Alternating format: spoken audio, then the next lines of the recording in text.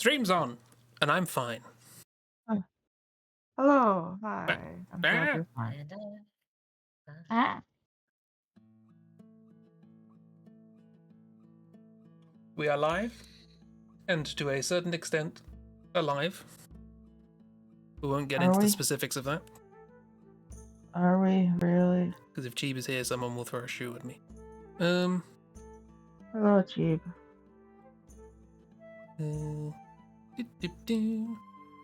Squish. It's like swoosh, but different.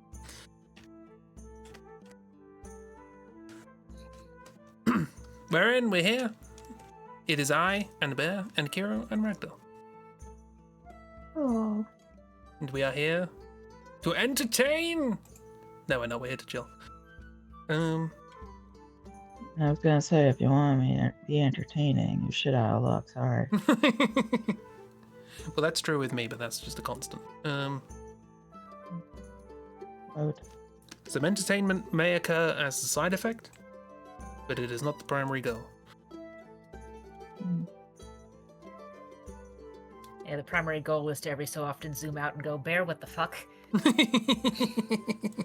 haven't even started yet and you've already drawn a face. Bear, I fucking love this face, and I will fight you if you say anything bad about it. Legit. We've drawn 14 today! Legit, what the fuck do you mean that you drew 13 faces today before the stream and then the 14th one? What the fuck? But also amazing work. It's efficient blasting through those bingo squares, I guess. You got a bingo square to get. Do you know what I did today? I finished a Final Fantasy challenge run I was doing, and then started a new one. That's what I did today. Nice, well done.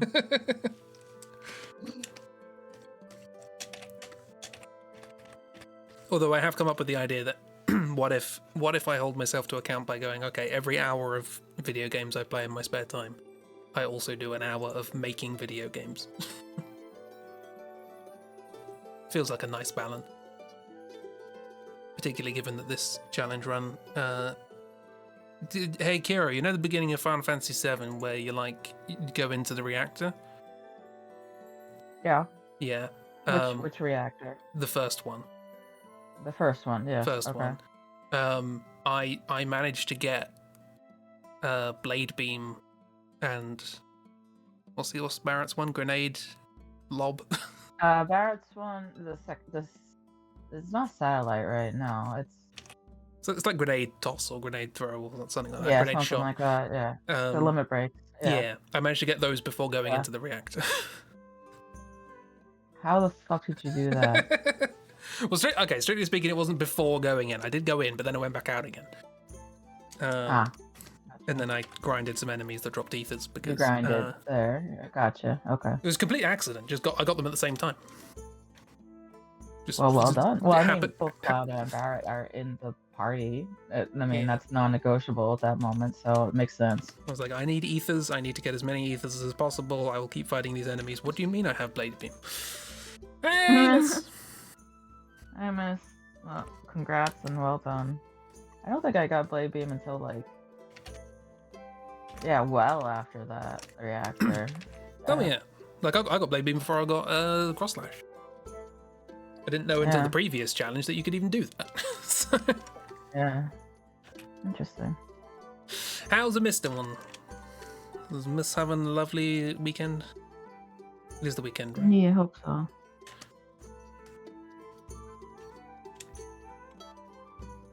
Also, Bear, I will say that you are the one who gave yourself that challenge. You're doing this to yourself. But Bear's drawing faces. Mm-hmm.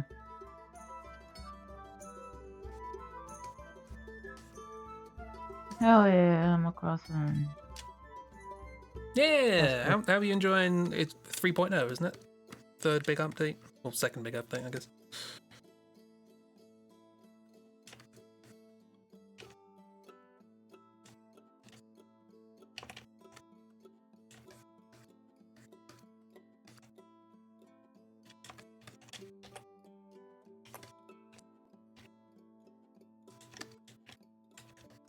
You need a lot of practice with It, faces, it, sure. it is there.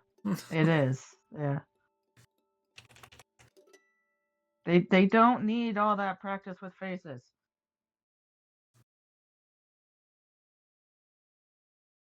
No, miss. No, I'm sure no, they will no. You benefit are from it. enabling too much work. No.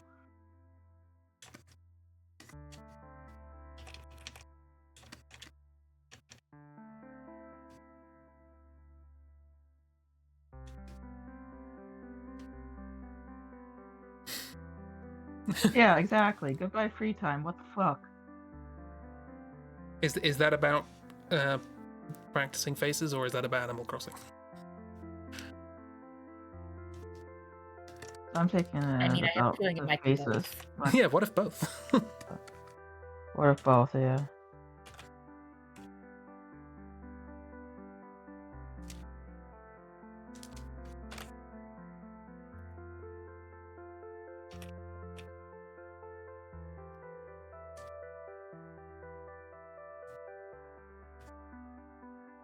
I'm just saying, as someone who has worked with no free time and all that, and burned the fuck out more than once, please give yourself free time and to do other things and relax and take it easy and just yeah. Don't work constantly. Free time is Listen to a book important. or read a book. Off work till the 26th. Nice. Oh hell yeah, miss. Heck indeed.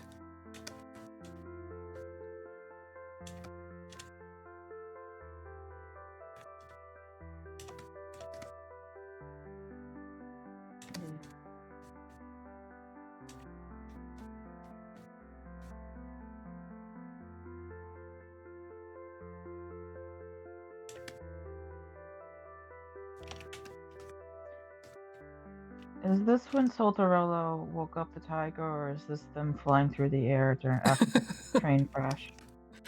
It could be the latter. I was just going for the Hanged Man card. Oh yeah, the hangman card. That's In- right. Yes. In, in our Yeah, RPGs, we all drew a tarot card, which I'm sure means absolutely nothing, and my character drew the Hanged Man. Yeah, no. Yeah, Solterello drew the hangman card. Oh boy. Yep. Which is always a fun thing. Always good. Don't worry about it. I mean, technically, depending on like what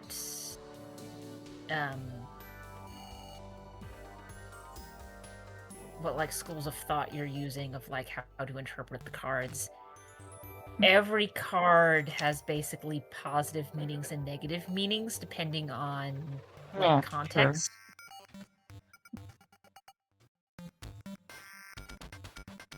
So Yeah. like even death has some positive meanings. Yeah. Like the only one I Didn't can think one of of off the the top of my straw head that is generally a oh god no isn't death so much as its tower. Yeah. Yeah.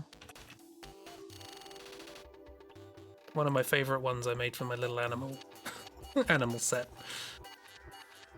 I like those cards. So they're very good. Hang on, I still have them.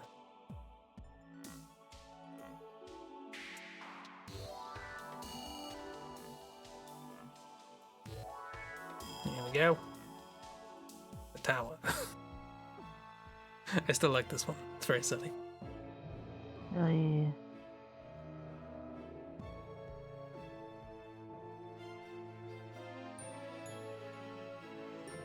It's very good. What did I do for the Hanged Man?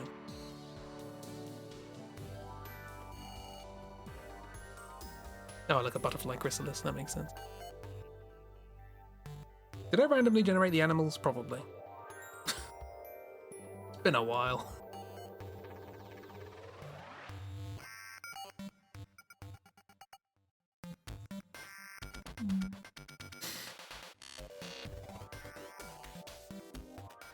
Isn't Hangman to do with new perspectives and taking action? Maybe. Probably should have written down what Jeep said. Yeah, that's This kind of sounds similar to what Jeep said for my card, which was the Hierophant, but yeah. So yeah, so Thriller got the Hangman, my character got the Hierophant. Wimble got Death. Lenore got the Empress, I think? Or no. Meanie got the Empress. Lenore got the Wheel of Fortune. In case anyone's confused, this is completely unrelated to the RPG we did yesterday. Yeah, this is Crooked Moon. We're doing this on Fridays. Because despite the fact that I would not count RPGs in amongst my major hobbies, I'm still apparently doing 3 of them. Yeah. My friends like them, and I like telling stories with friends. So. Mood though. I have never been very big on RPGs myself, or tabletop RPGs. Like I love playing video game RPGs a lot, but been very bad with tabletop RPGs. But I like spending time with my friends too, and so yeah. Can you believe friend times be good? Yes, they do indeed. And I miss hanging with friends. And yeah, and it is fun, even if I am often very confused and slow. No, that's just a general state of being with friends. I mean, that's also just a general state of being with RPGs. Yes, definitely. True. Yeah. Too many mechanics in D&D, frankly. Yeah. Which is why it's quite fun that we've taken a group of characters, none of whom can do magic. It's like, right, we'll get that out the way. We won't worry about that. Yeah. And you know what the fun thing is? The magic system in D&D 5 is actually nicer than previously. Like, I don't fuck around with spells in like 3.0 and below. It's no. Yeah. Just no. 10 of swords. That's a lot of swords, man. Gotta be careful with that. Mars will be after you. Yeah, that's that card. Yeah, swords. Yeah. I thought I had a tarot deck somewhere, but it turns out I have a tarot deck that's like, it's a different one that's sort of based on like Celtic mythology. So it's not all of the normal cards and stuff. Mm. And I have no idea what half of them are because I don't know anything about Celtic mythology.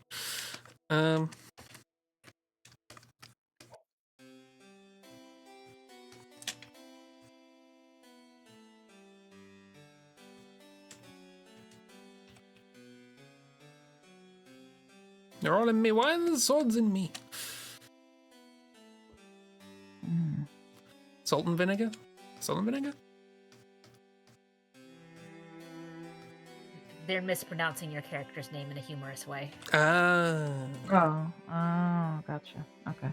Got it. I was Understood. confused too. Yeah.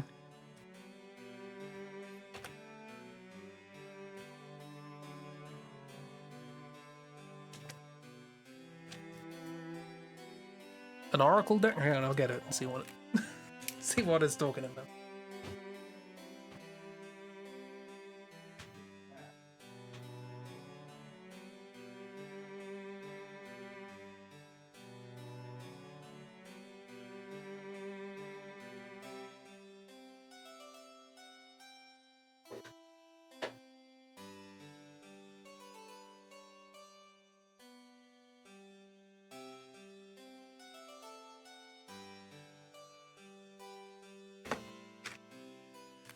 If you hear crashing noises, it's fine. Tarot of the Druids.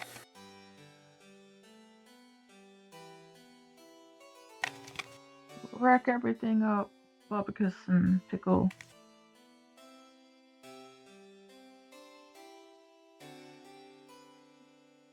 Got fun art. Oh hell yeah, miss. Labyrinth and a cat deck. Yeah. Yeah, this has got a lot of very nice art. very sort of old school fantasy. Well, not fantasy. Well, I guess it is fantasy. Mythology. Mhm.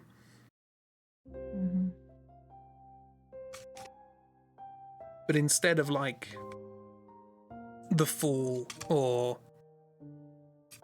Hierophant or whatever, it's got a bunch of characters from mythology who not only do I not know, I don't know how to pronounce their names.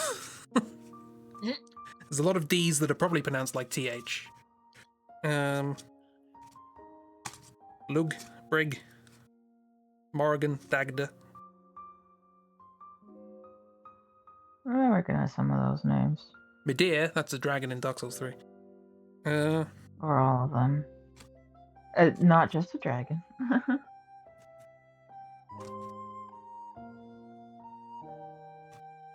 Boadb. How would you pronounce that?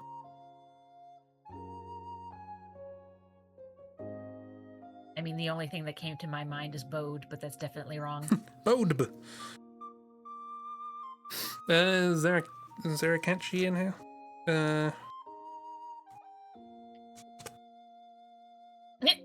What is I'm a glad Kelpie? Miss is on the same wavelength as my brain, apparently.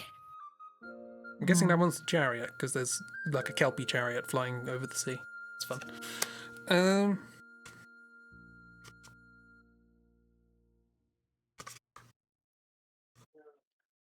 Anyways, there's a bunch of cards.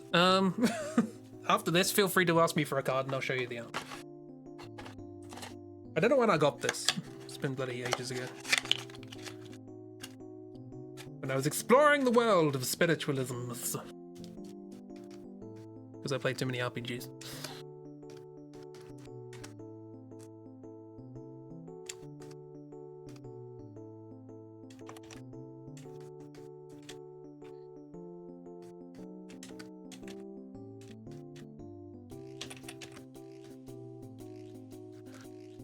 Food? See, I think I first interacted with tarot card stuff because of Oh, my bot's dead. Sorry about that. I was wondering. the Persona games. Same. Kate C. Kate C.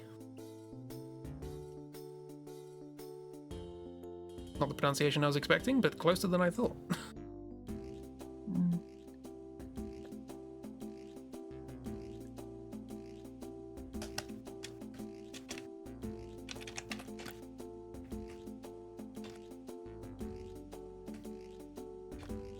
Yeah, I think I started playing Persona 3 when I was still in high school.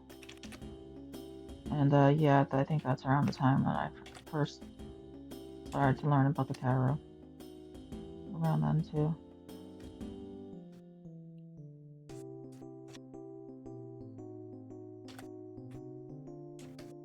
And for those not familiar with those particular games,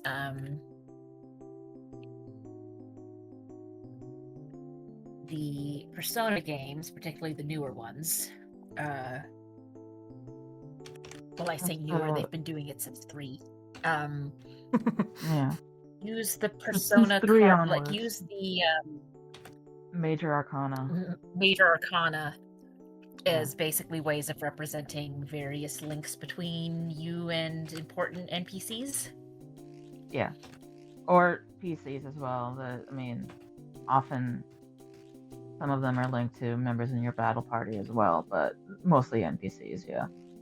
Yeah. And so that relationship between you and the character is represented by an Arcana. Yeah. And usually the main character is the Fool Arcana.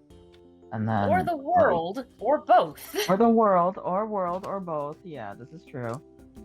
And then yeah, the other ones are all like either your battle party members or your or like NPCs in the area around you, or just characters that you have a relationship with in some way. A important relationship, I guess. And yeah, they go up to like I'm trying to remember. And I think usually, it's not all the always, but major arcana. usually, there's something about the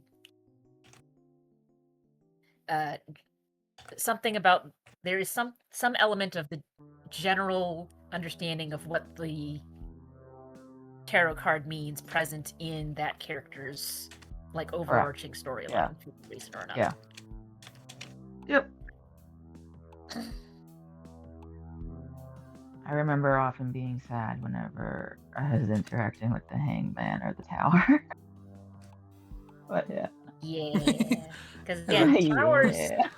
This character is a Not tower. great. Oh, poor you. If I remember the tower, correctly, especially the tower. Yeah. if Absolutely. I remember correctly, both orientations of the tower both mean disaster in some way, shape, or form. So it's like cool. Yeah. Yep. Hate Yeah. this. They made me sad whenever I interacted with those. But yeah.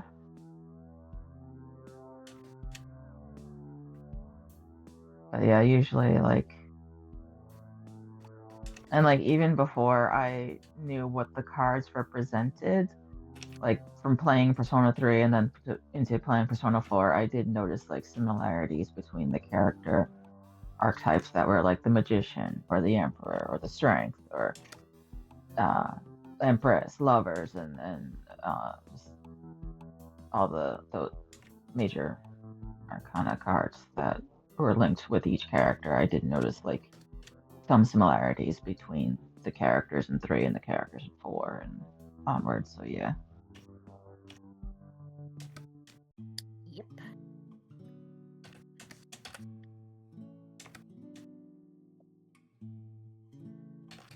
And I do have a deck of the major arcana, and it is Persona themed, which I got from like pre-ordering like I think Persona 4 Golden and something else. I can't remember what the other one was, but like you got like half the deck from pre-ordering one game and then the other half from pre-ordering the other game. I do have them somewhere.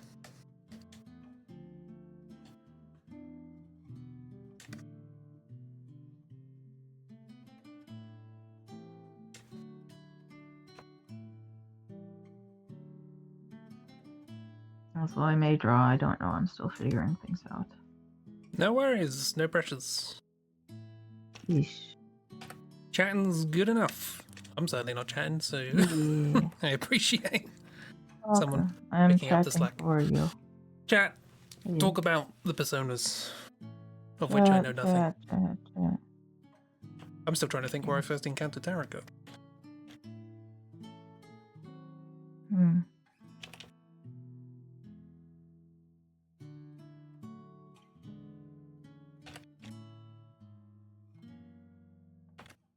I mean, they've I been do around like for that. a while, so who knows?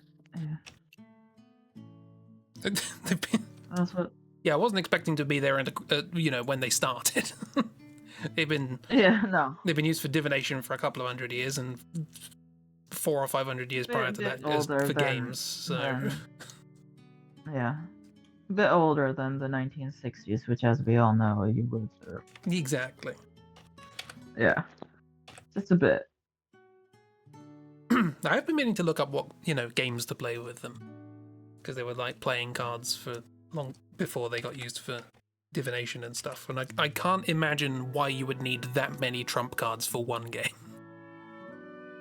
That's a lot of trump cards. Yeah. Mm-hmm. Because if you think about it, like, most of a standard tarot card deck is fairly analogous to most of a standard playing card deck, just with, like you said, there's extra bits in here. Mm-hmm. It's like the number of suits, right? The four of spades, the 10 of pentacles, whatever. That kind of format is pretty standard. But all those very specific special ones, like the major arcana or the trump cards, whatever. It's like, why do you need so many to play a game? Like, how big is the rule book? I know card games tend to get convoluted the more they get played and the wider they spread, but that seems quite a lot. for something probably spread by word of mouth. I like that, miss. Yeah. Cool things. And yeah, I think you are right, yes. And I do like that view of it, yeah. It's just unexpected and unplanned. Now, but- granted, there's various interpretations of it, but the general meaning I ever saw of the, like, good, quote-unquote, side of the tower was sudden upheaval, which has some negative connotations. Yeah. Well, it depends. Yeah. only if you like the thing that's being It does upheaved. depend. Mm.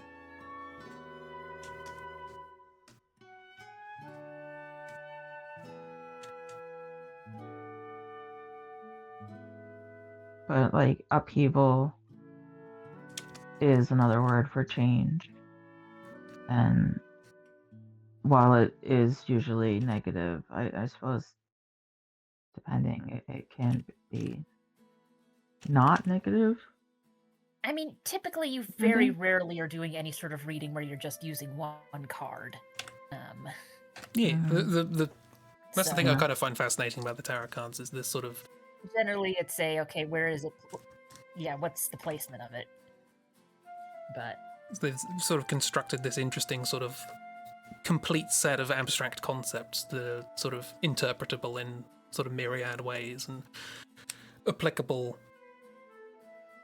It's not quite cold reading, it's much more sort of widespread than that. This sort of like, this interpretation can be applied to my situation because humans are very good at sort of interpreting patterns and applying it to things that make sense to them. And I find the psychology of that and how it's constructed and put together really interesting. Yeah.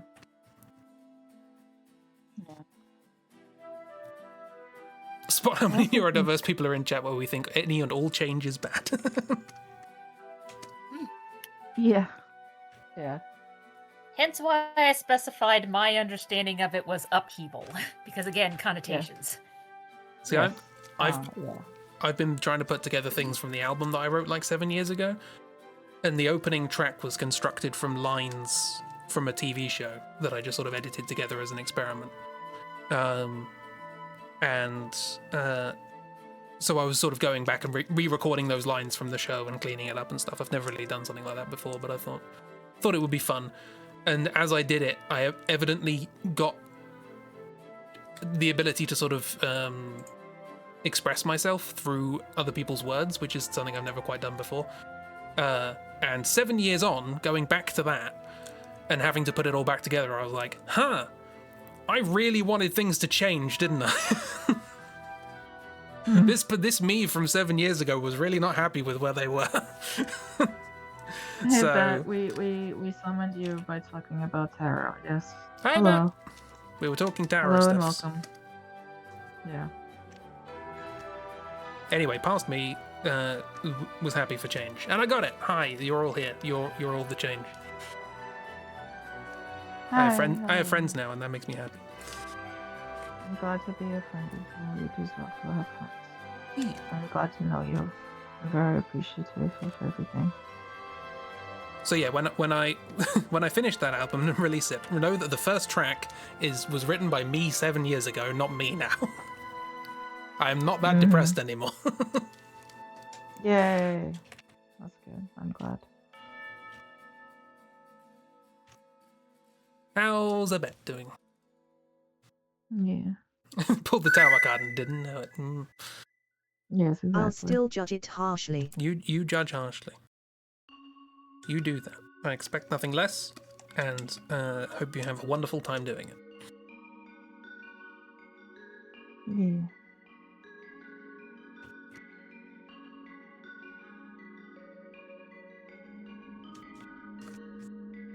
My urge to hug you will probably just increase after listening to it.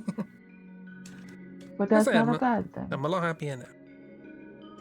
Mm. It was just funny listening to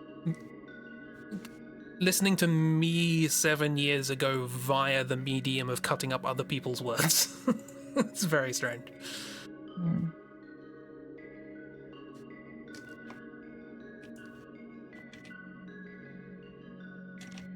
But also another thing to bear in mind is that my taste in music is rather different from basically all of my friends. So do not expect to like the album. I just want to finish it. Joke's on you. I've listened to most of your music, or at least whatever you've shared on Bandcamp, I believe. And I liked it, all of it.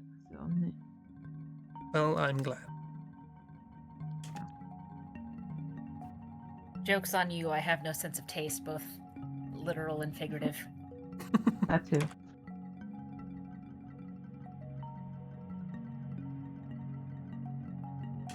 My music standards are mostly, does this make my ear start screaming because of the sound decibels and whatnot?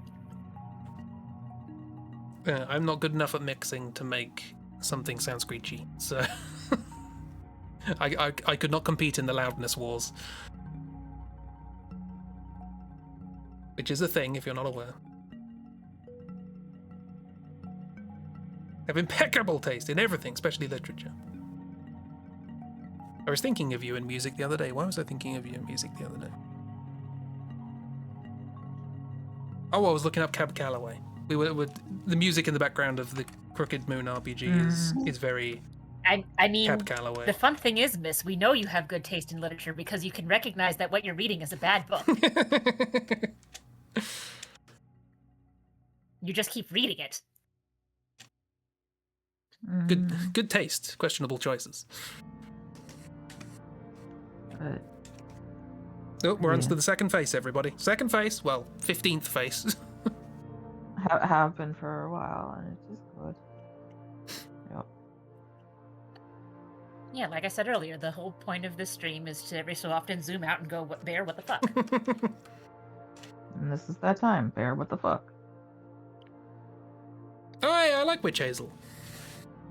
That's the one with Take My Hand and I like that, yeah. what's the one I like that's later in the album? Brain.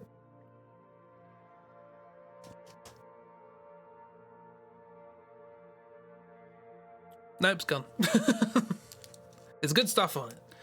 Although if you listen to the song Take My Hand, the album version of it, do be aware that there is a sudden jump scare at the end. There's a very, very lovely sort of fade out. Well, not a fade out, but a very lovely cadence that slows down. Then all of a sudden the voice going, Witch Hazel, and then a slap.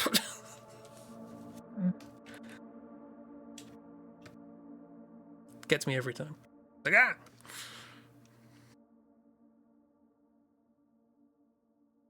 And Matt Berry, for people who don't know, is the comedic actor from various things, such as The It Crowd and What We Do in the Shadows, and such. Yep. Absolutely. The man with the voice that can add syllables to any word. Indeed. He also does music. I also recommend he had a sketch show with... Oh, his name's escaped my brain as well. Doing well today, aren't we? He had a sketch show called Snuffbox. When he was with baby-faced Matt Berry. And he did the theme tune to that, and that's also a very nice song. I believe it's just called The Theme to Snuffbox, but I recommend it. Nice. I love his work. Oh, I meant to share, there was a company that makes a weird musical instrument called the Orchid. Tiny little synthesizer that does chords and stuff. It's a weird thing.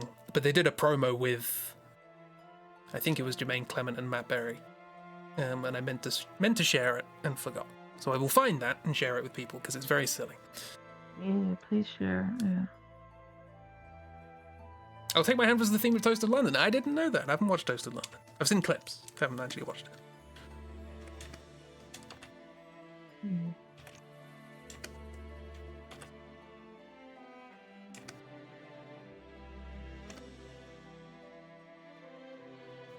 More things to add to various watch parties. From what I've seen of Toast of London, I imagine it's a very acquired humour. I wouldn't necessarily recommend it for a watch party, but recommend people poking their nose into it, see if they like it.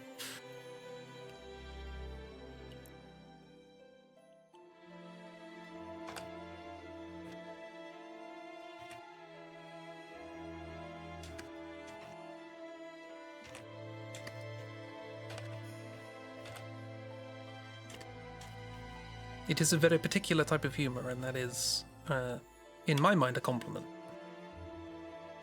I would much rather shows with a particular type of humor be made than shows with a very broad humor that Yeah, appeal to I agree. kind of no one. Yeah, very specific actor culture humor, yes. Mm-hmm.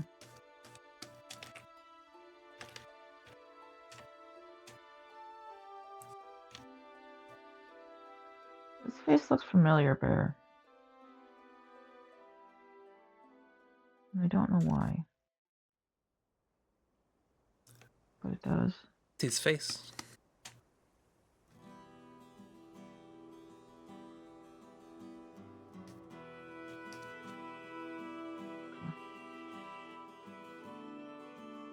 It's very familiar.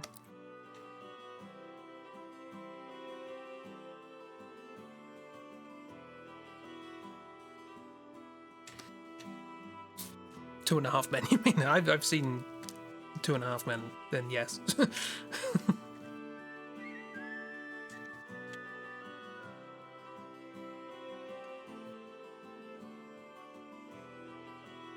Best thing about that show, as I recall, is the theme tune. And it's all downhill from there.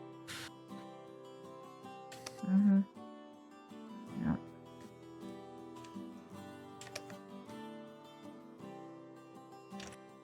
But hey, if Toast of London has Take My Hand as the theme tune, then that's already one up.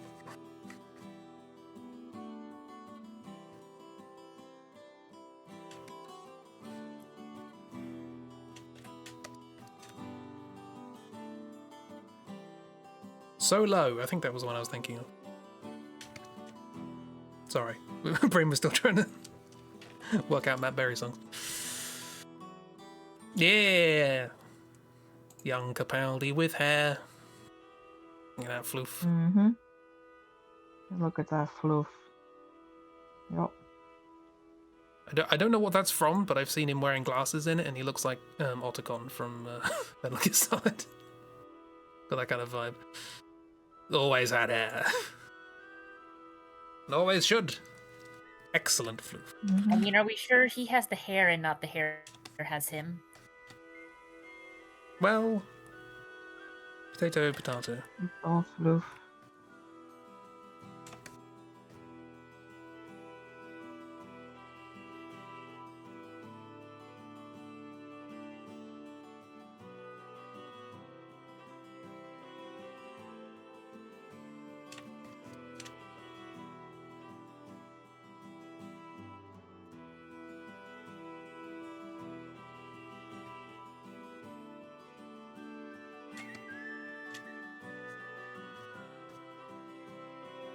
Yes, love Garth Marenghi's Dark Place as well. Yeah. Yeah!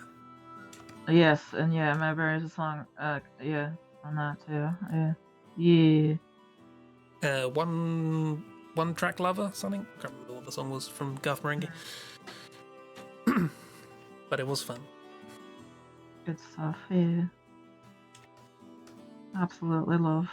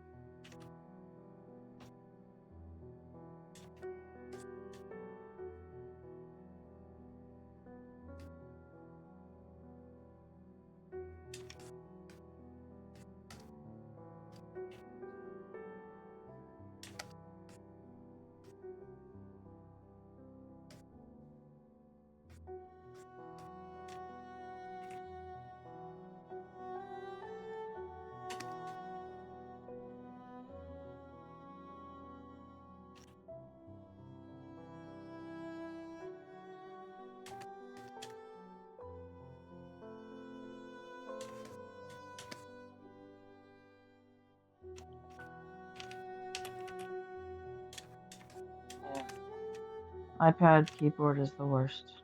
And also have fun decorating another hotel room. Ooh, Game. exciting.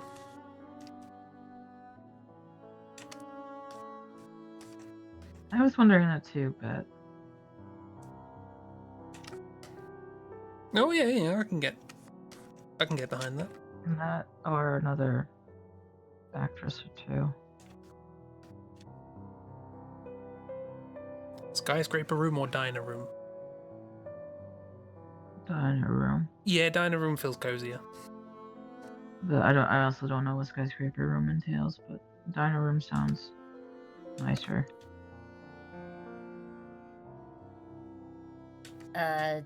Having been in a couple of skyscrapers, my experience is either it looks like this is a normal room, except if you look out the window, you go, oh no, or it's big empty. Yeah, same.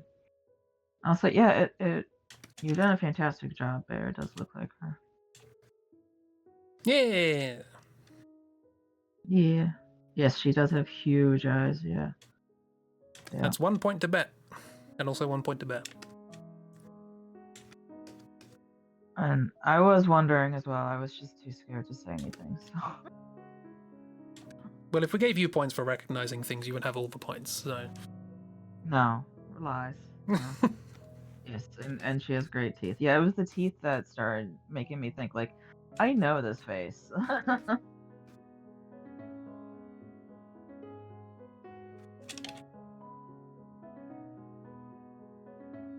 Yeah. Totally.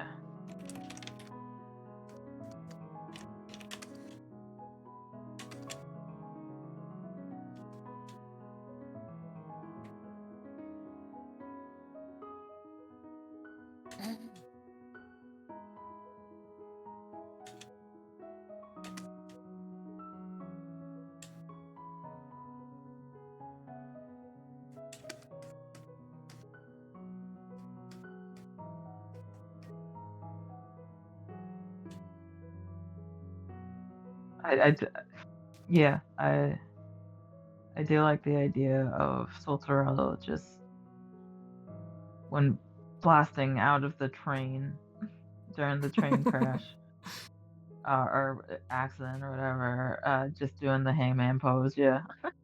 To be fair, that idea came from you asking whether or not this was them Fair. going through the train. Yeah, so. no, that's fair.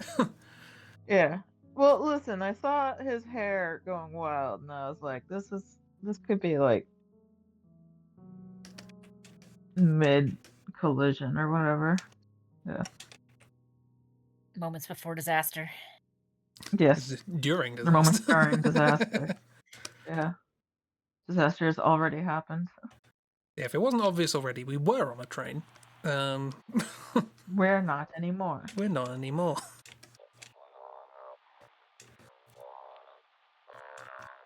I imagine not an enormous amount of things that were on the train still are. Yeah, and it was not our intention to get off the train. No.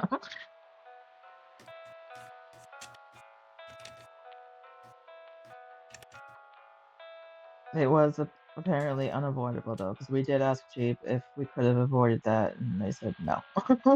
Scripted crash. Yes. Now, the being bitten by a flaming tiger, that was not scripted.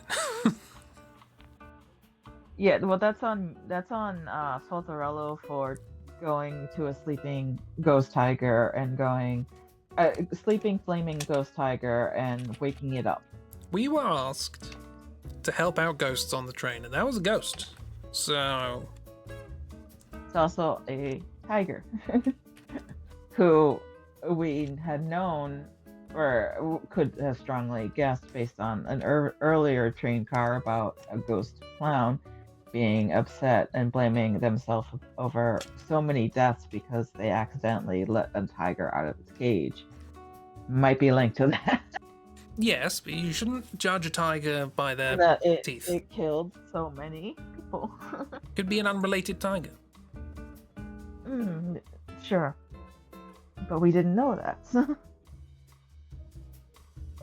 Yeah, there was a clown that was sad because the tiger got out and killed people, and we helped them not by finding the tiger and releasing their soul and all that kind of stuff, but by doing a little puppet show. That was cute. Wimble and Soltorello did like a little puppet show with like a tiger toy. Just like, I'm so sorry for killing all those people, or something like that. I managed to comfort the clown enough to move on. And then after that remarkable feat of imagination and ingenuity, made the real tiger angry. Yeah, and by it waking attacked it us. up. And it was great. And it attacked. It Well, now I've attacked got to draw Soltorello, that, and so. Soltorello was hanging on by a thread. It did like so much fucking damage to it. Yeah. Yes, they did a. Yeah. Look, if anyone's going to No. appreciate that, it's a clown. Got a point. We had good intentions as well.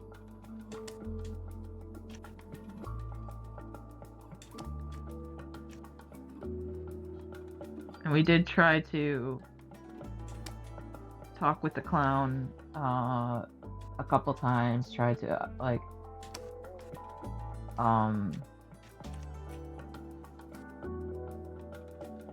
be empathetic with the clown and also try to say like try to convince the clown that it's not their fault what happened and that it's okay, and did try other methods first. That was the last method that was like the last thing that last option we had to try, or at least so it seemed at the time.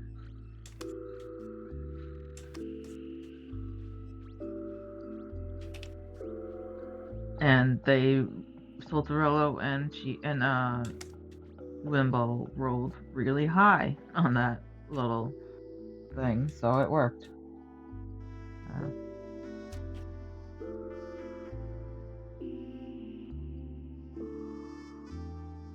Oh, this is cute, Chris. Thank you.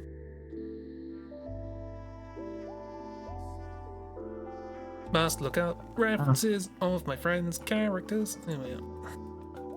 And for what it's worth, it's never my intention to belittle anybody, especially if they're trauma or anything. Also, I legit don't know when you're joking. I'm sorry. But,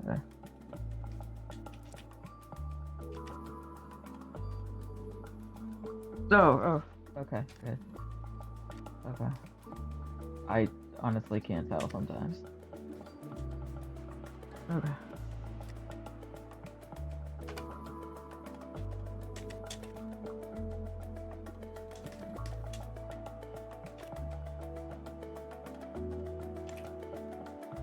And yeah, it worked. Yeah.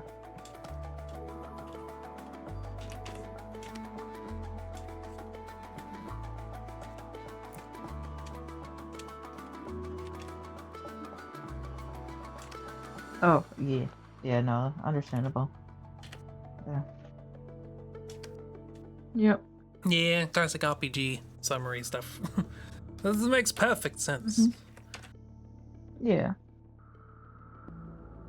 It would also possibly help to note that the art style of the ghost was very, like, rubber hose cartoon. That kind of style. Mm-hmm. You know, we also found a prisoner later on who I would describe as the sort of person who would say, "Why I oughta," you know? Yeah. That kind of vibe. Yeah.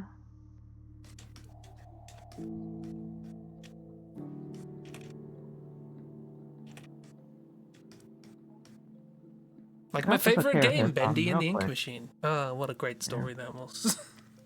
Yeah, Bendy and the Ink Machine. Good times. Yeah. Still feel bad about mouthing a game that was given to me as a gift. Sorry, Ragdoll. Don't feel bad. Always bad. I mean, Huh. you're not the one who made the game. Yeah. You shouldn't have to apologize for any of its shortcomings. Not apologizing for the shortcomings.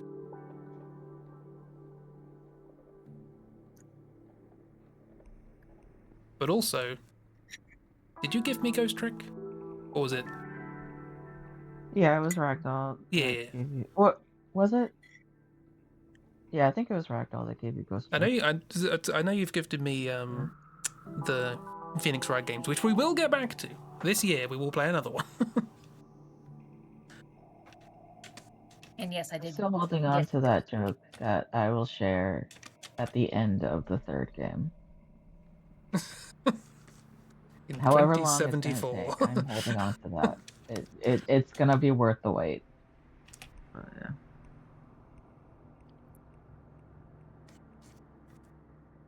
But, yeah, what were you saying, Ragdoll?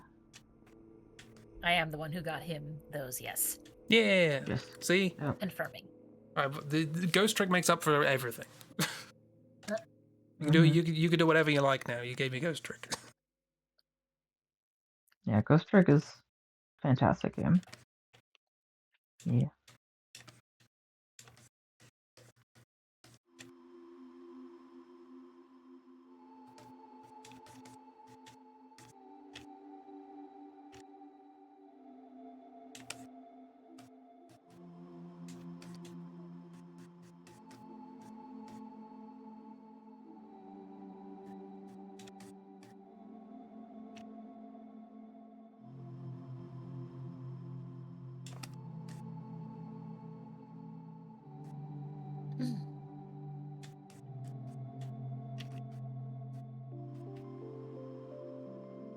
I wonder if Takumi's working on anything else.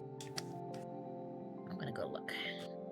Last time I looked, it was very much like the Phoenix Wright series tried something different with Ghost Trick, back to Phoenix Wright, and now just like a kind of manager.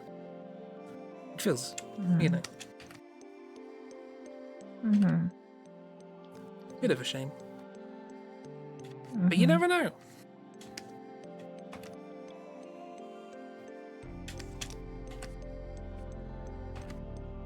Looks like he's done some quest writing in Monster Hunter, but yeah, nothing else really.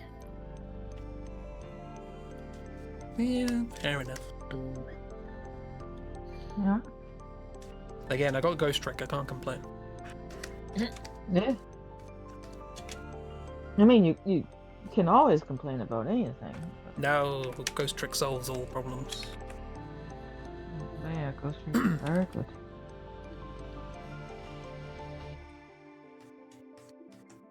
It is definitely one of those games that I wish I could play again for the first time. Yeah. I am. Yeah. You can't really go back, but Yeah. but my But favorite you things. can subject other people and make them to it and make them play it and then watch their expressions as they try to figure out what the hell is going on here. Yeah. Mm-hmm. Yeah. There are a few games like that, and I will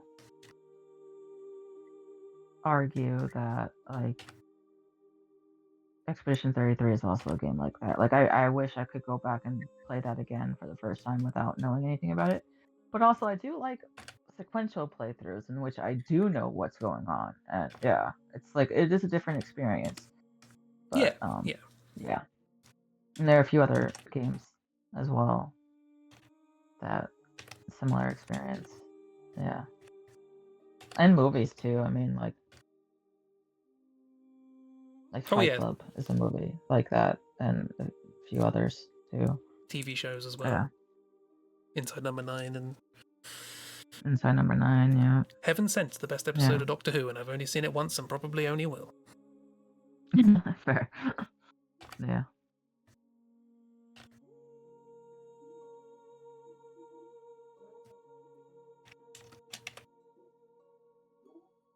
Spoilers for Fight Club. Yes. There's a there fight. is- You love Inside there Number is, 9! Yes!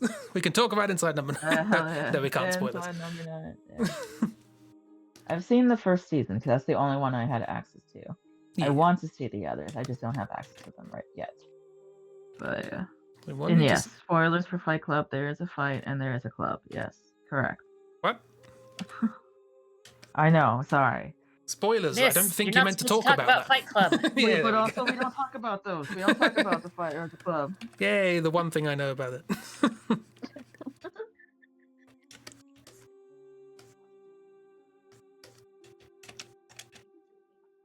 It's Fight Club's definitely one of those movies where it's like it's a very interesting movie, but if I run into a dude who says like, "Oh, Fight Club is their favorite movie," I'm immediately just Red flag. like, yeah. For what Like, reason? It is one of my favorite movies, not because of like Let's the just say reveal there's a of it. lot of dudes out there who Yeah. very much did not get the point. Yeah. It is one of my favorite movies because of the point. Like I would not say it is my favorite movie. My favorite movie is probably probably has been and will continue to be The Princess Bride forever and ever. That's my favorite movie. But like I do like Fight Club, but like because of the point it has and also because of the reveal at the of what's been going on and stuff. Just like yeah. Yes, there is a nod to Inside Number 9 and Good Omens too. I remember seeing the behind the scenes of Reece Shearsmith's character being at station number 9 in hell or whatever. Yeah, you immediately know they did not understand Fight Club. There's in Britain. Yeah. There's a stand-up comedian called Alistair Murray, who plays a character called Al Murray, the pub landlord, who is a kind of parody of kind of sort of boisterous nationalistic pub landlords. And it's sort of a very over-the-top kind of nationalism sort of thing. That is funny because it's over the top and a parody, and there are plenty of people who don't think it's a parody and like it because they agree with it, and it's like, you're missing the point, sir. There are Mhm, some yeah. people who are just so far up their own ass they don't realize when people are making fun of them. Yeah. Yeah. They just see absolutely nothing wrong with what they're doing and cannot conceive that anyone else would think there's something wrong with what they're doing. I get that reference, miss. It's the only thing I know, but I get it. We still need to watch that movie. I like that you understand it though. Yes. Inconceivable. I'm picking things up. It's one of those things where, you know, you Yeah. put stock in the things your friends like, and you start picking them up, whether you understand them or not. Mm-hmm. Like how all of my Very friends, the moment I mention Doctor Who, will start thinking about moons and eggs. You pick these things up, you know? Yeah. I probably will. It looks silly. I think you would love The Princess Bride as well. Yes. It is very silly, very fun. From what I've seen and of it, very- it looks up my street. I do think that you would like it. Yeah.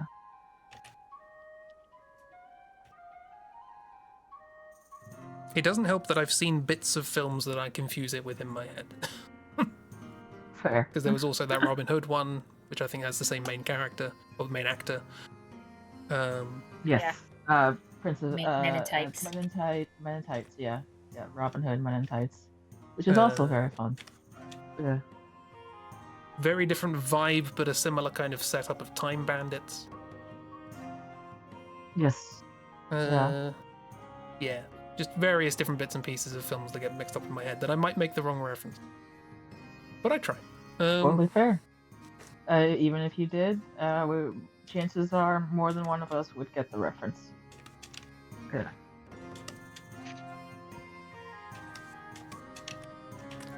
But yeah, but like I wouldn't say like Fight Club would be, but like definitely not within my top 5 favorite movies. Probably not even top 10 or so. I like it for what it was, but yeah, if somebody does say it's their number 1 favorite movie, then yes, red flags. Yeah. Time Bandits, yes. Time Bandits good. Love Time Bandits.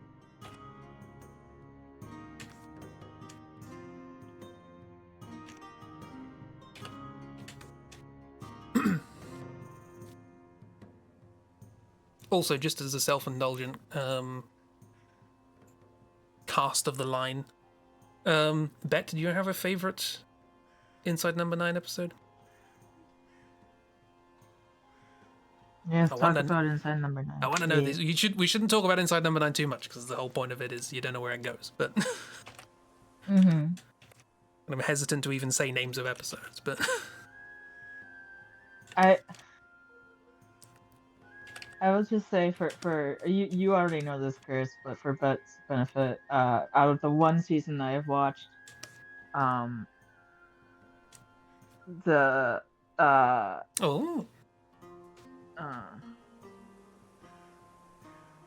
oh, Zanzibar. Is that the one you're on about?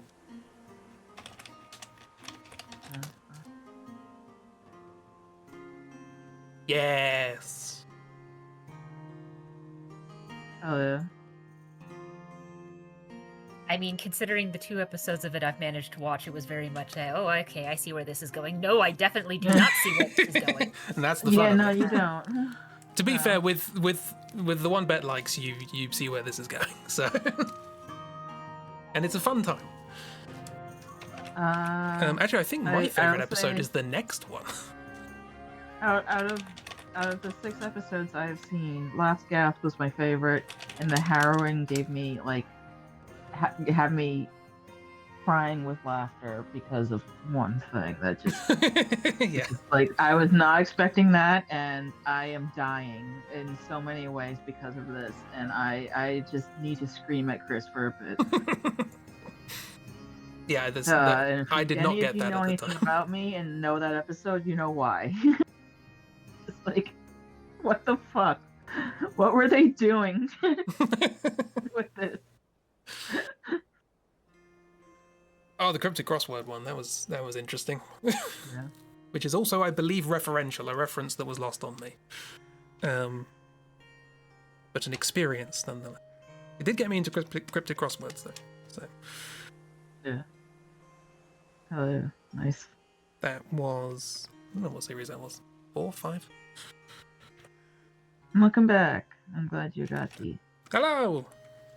I got people talking about Inside Number 9, so I'm happy. Yeah. Oh yeah.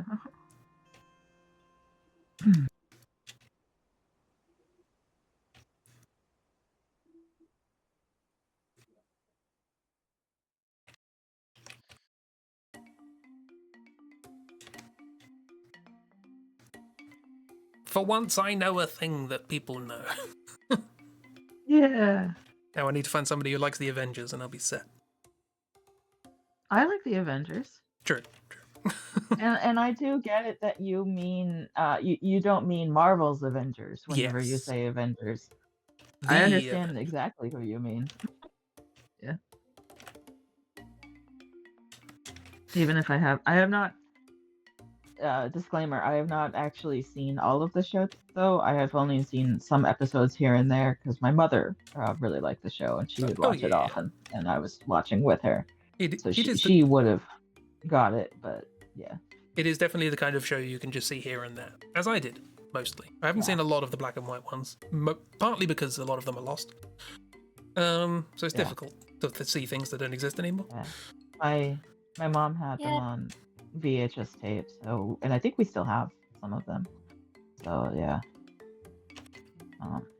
So I remember some of the black and white ones, mostly the color ones, and yeah, she had them on tape and would also play sometimes on TV, and that was also that was a lot of the British television I watched on television as a kid and as a teen and stuff was because of her, because like she and my dad would watch The Prisoner, she would watch Avengers, she would watch Poirot and like Sherlock Holmes. She loved there was a murder mystery or mystery program on PBS over here called Masterpiece Theater, which like the introduction to it was animated. It was done by art by Edward Gorey, and it just lives rent free in my head Ooh. because my mom was always watching it, and I was always watching it with her. And I just saw a bunch of murder mystery things and dramas. And she also, and later in life, she's the reason why I started watching Torchwood, Doctor Who, Absolutely Fabulous, and a few other shows. Yeah. Neat. Yeah. Yeah, Diana Rigg. Yeah. I there was part of me when Diana Rigg sadly passed away. Not was it like last year, a couple of years ago? All of the news stories was Game of Thrones' Diana Rigg passes away, and I'm like, how dare you? Oh yeah. How dare you? How dare you? That's Emma Peel. For that. Yeah. Yeah. Truly. Yeah, I agree.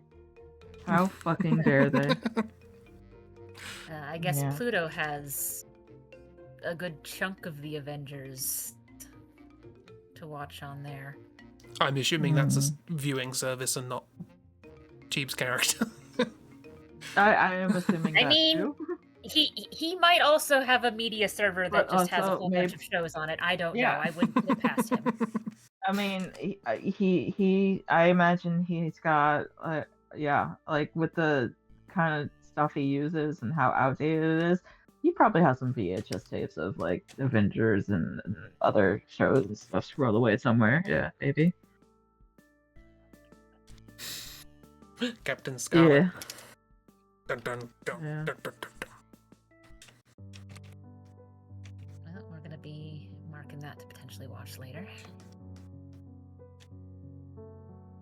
Yeah, 5 seasons available. Seasons 2 through 6. I'm assuming season 1 is the one where there's things missing. Yes. Also, I believe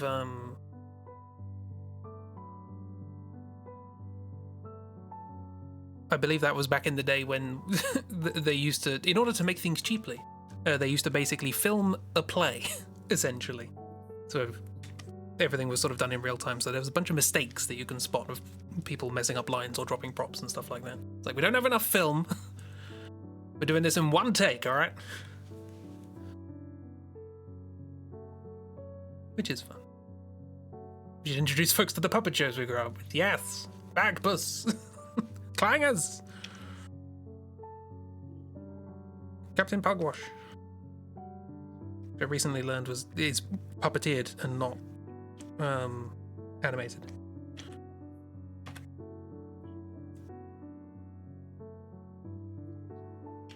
Puppeteered paper. Novel idea. Captain Scarlet and the Mysterons.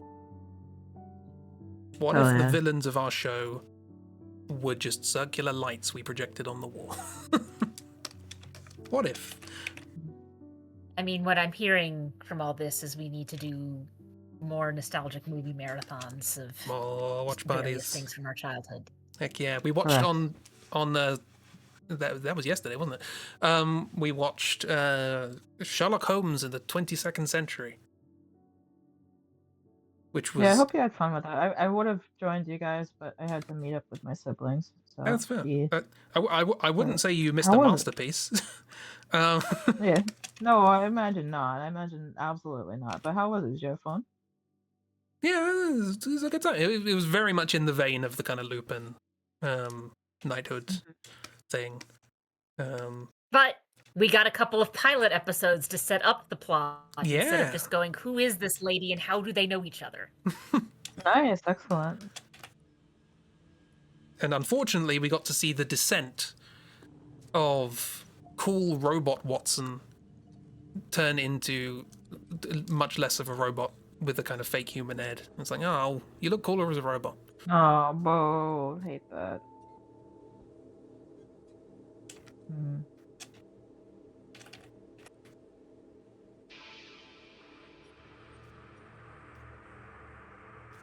Oh, you know what, Miss Joe 90? That's just come into my head.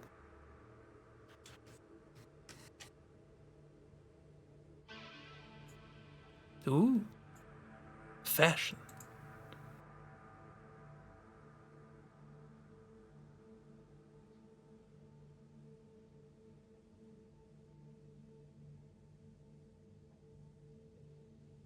Diana Rigg and hats. You know, that third picture there of the hat picture is now just making me think of Expedition 33.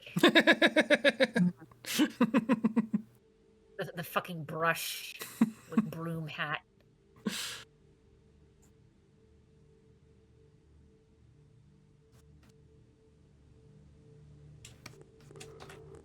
Just wearing a gestural outfit. Fine.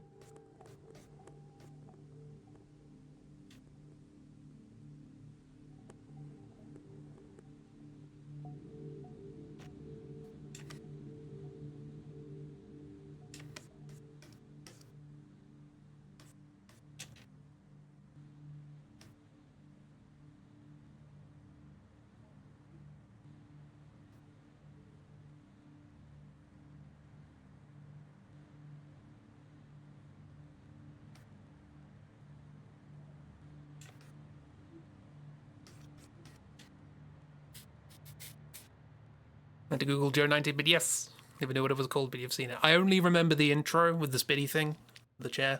Don't really remember much else. You got Jurgen vibes, you're right. Rather bump into Jurgen than a Thunderbird. That's, yeah, I can see where you're coming from.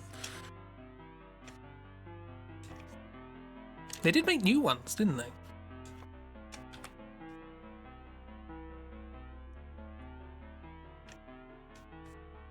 Fairly certain. I'm assuming you're talking about Thunderbirds Are Go. Can't remember. With the planes and whatnot. Yes.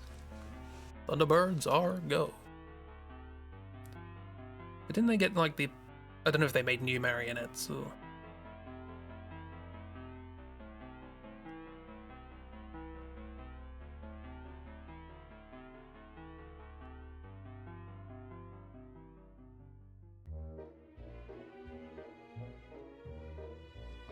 Okay, I had to look up who Diana Rigg played in Game of Thrones because I don't remember who it was, and seeing the character name, okay, that is legit one of the best characters in that series ever. Oh, good. So, yeah, no, Olenna Tyrell is incredible and easily one of my top favorite characters ever, let alone in Game of Thrones. So yeah, no, it was a very good character for her. But yeah, if I remember right, anyways, this is speaking as someone who read A Song of Ice and Fire back in high school, which was over 20 years now, so it's been a while. But yeah.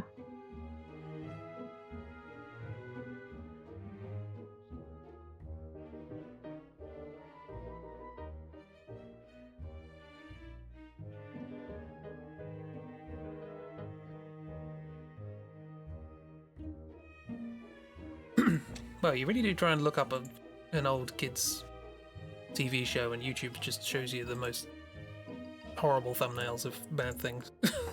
Like, why? Oh, absolutely. Of course. It just does that, yeah. The most special agent. Yeah. Okay, yeah, that does look familiar, yes. Yeah. I always forget about Parker. I The Parker? think they made a live action of that. Oh, probably.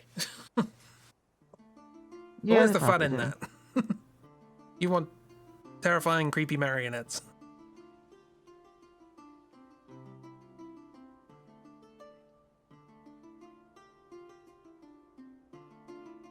Yeah, they made a variety of shows with that in that style.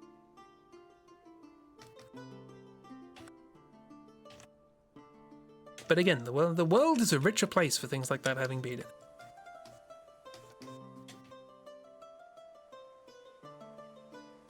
There was a live action film made in 2004. Ooh. That's how you know it's good.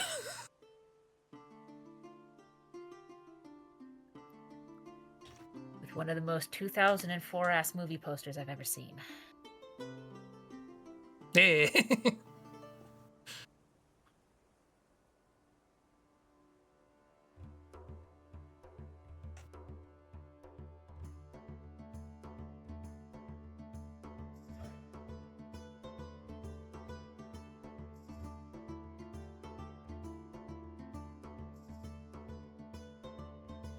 Busted or McFly did the theme song? Oh no, now you're ringing bells in my head.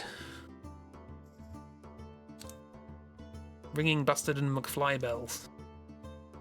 How familiar are non-Brits with Busted and McFly?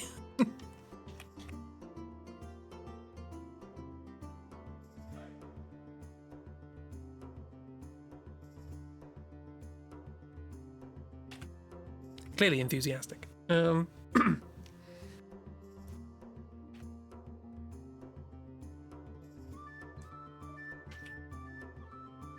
So the live-action the live-action movie that was made in 2004 is apparently set in 2010. Ah, the far future.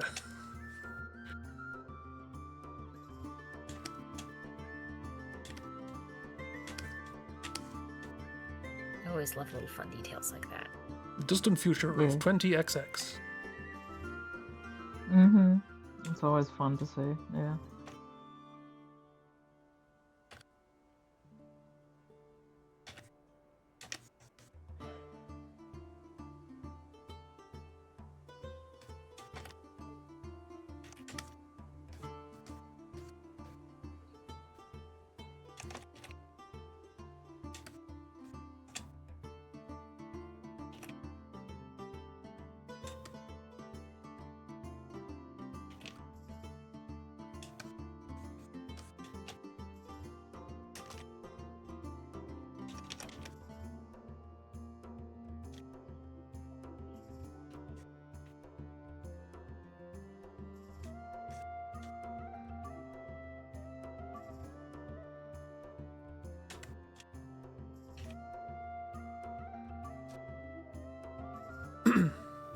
Ah, I was busted.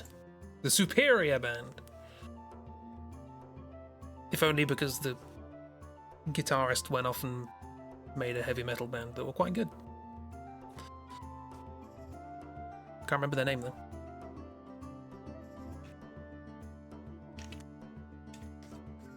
Skelly Dog, this is Wamble.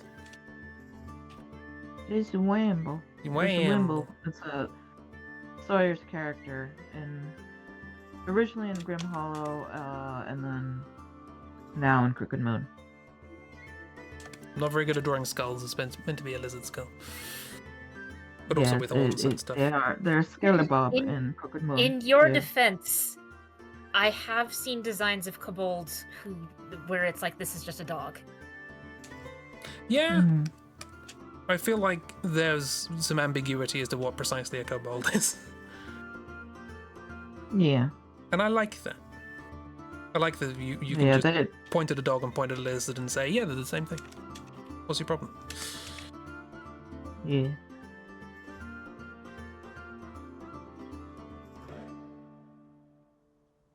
Also, you need to send this to Sawyer after you're done with it, Chris.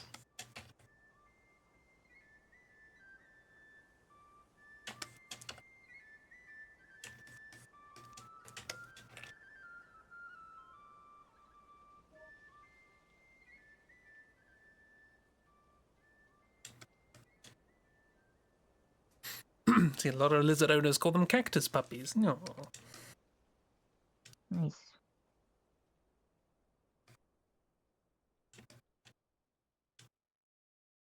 I mean, humans have this weird tendency to just sort of go, hey, this is a dog now. Including with dogs. Look at, looks at Wolf. Hey, this is a dog. Pope or whatever. That's dog. Dog Pope. Dog Pope in Dog Elden Pope. Ring, yeah. We will see many dogs definitely not in turtle. Elden Ring. As a dog. I need to get on setting that up, don't I?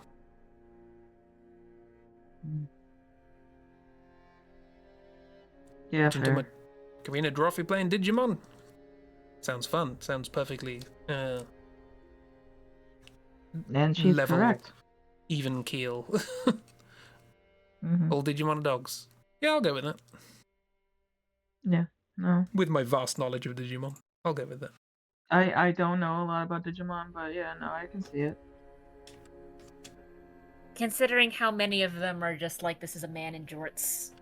Or this is just a woman with a blindfold on.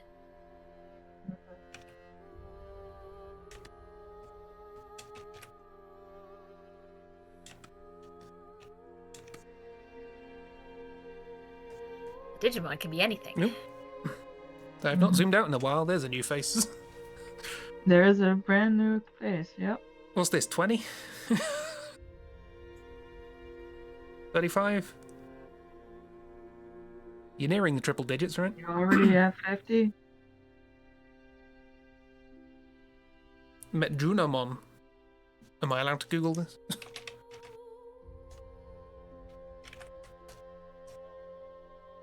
18, you think? I thought you're supposed to be keeping track. How are you going to tick off your boxes if you don't know? Well, that's interesting. If you're starting to lose count, maybe it's time to take a break from drawing faces today. Just a thought. Yeah, okay. Am I allowed to show this on stream? I'm going to say no. Thanks, Digimon. Could be worse. If Could the be answer Venusmon. is not sure, the answer is probably no. Yeah.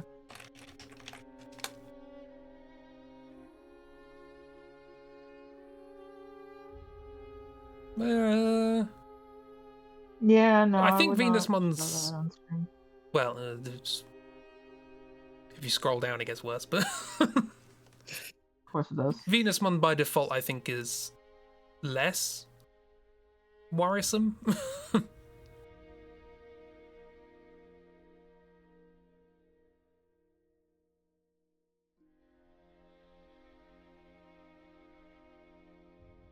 Clearly This more practice, is- yeah. No.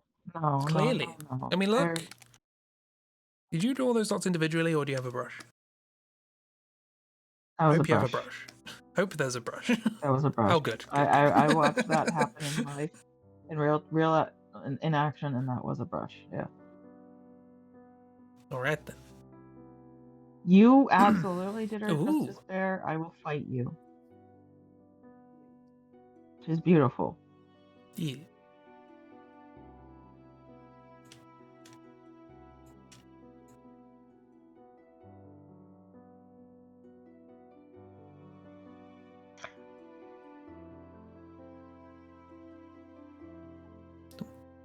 Good faces.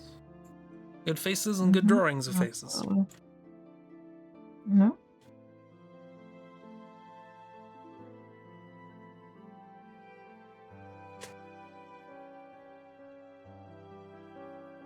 Miss shared a couple pictures as well. I misshared many pictures. Some of them were of cursed puppets. Mm-hmm. Yeah, but I mean, above those, yeah. In case they got lost.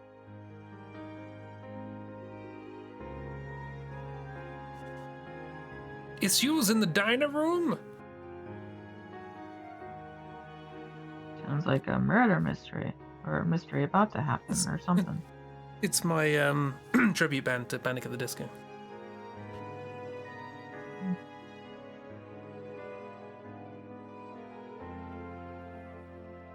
Ooh. Yeah. BRB. So this Go is rest very and stretch cute and get face. drinks and cookies.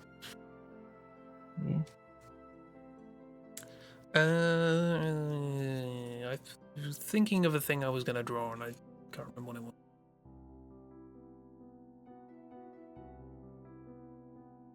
Because I'm an entertaining streamer.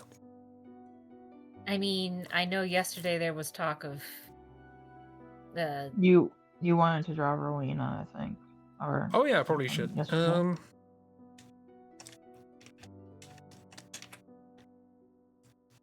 All right then. Frankenstein's monster Rowena. Yeah. And Jurgen being twinsies.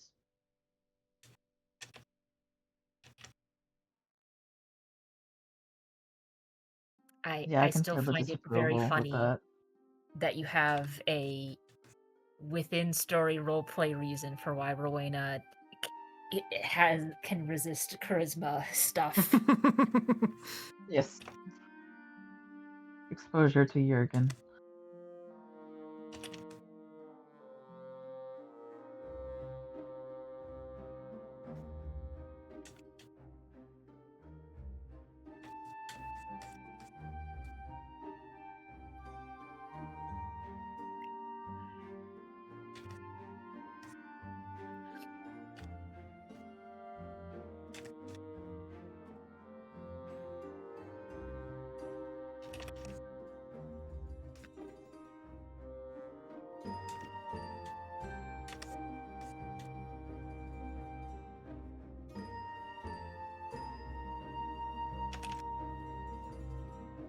Welcome back.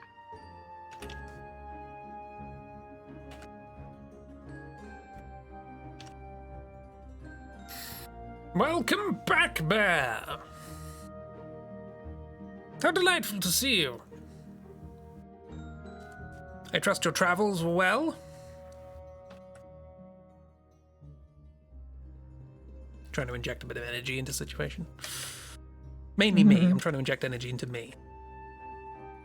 Oh, you reheated your tea. Nice. Excellent. Reheaty.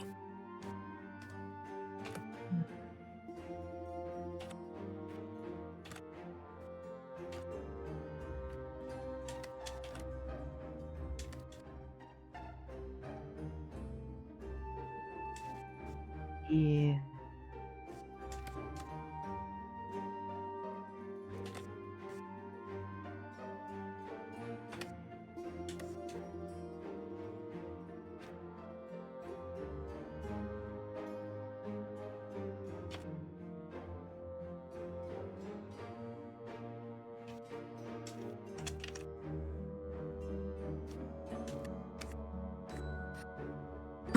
Thank you. Silly doodles of RPG times. Let me know if you want me to move stuff. Actually, I can chunk this in a bit. Save a bit of space.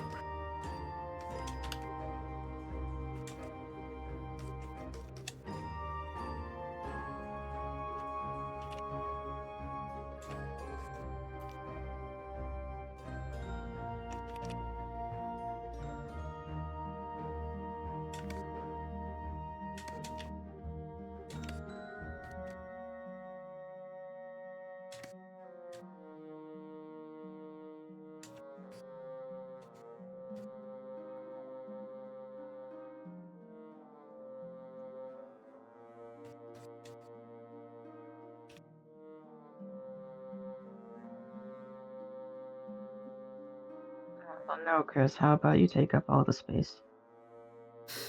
Okay.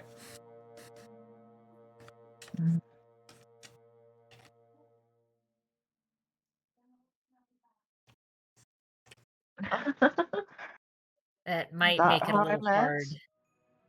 Not what I meant, but okay. I'm just saying you don't need to make your things smaller. I mean, to be fair, he didn't. He just moved a few things over a tad. Yeah. Just tucked it Yeah, over. I know. But I'm just saying because in the past I've seen him make things smaller. But yeah.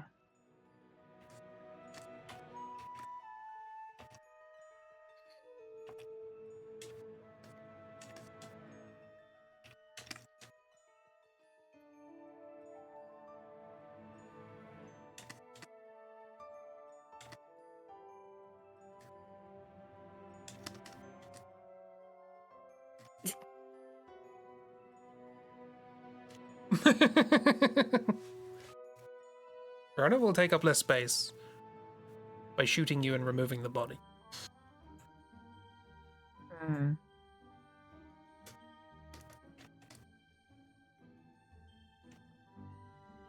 I'm gonna Also, keep- Jurgen is even more terrifying. Miss, I don't think you were there yesterday for the stream. I don't know if you watched the VOD or anything, but Jurgen is scary. Jurgen is very scary.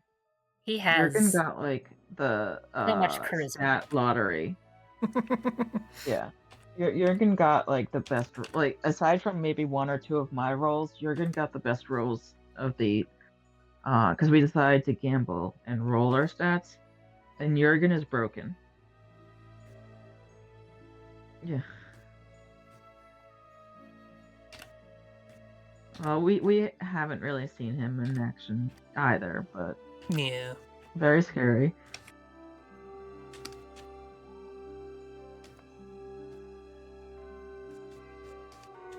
And I am in mid-maxing hell because this is my first time mid-maxing, and I don't know what the fuck to do. You min-max naturally. But my rolls were like either really fucking good or really fucking bad. You There was no rolled in between. So 4 I was 100s and 2 naturally the zeros. mid-maxer. I got 2 zeros and then the rest were 100s. Yeah. But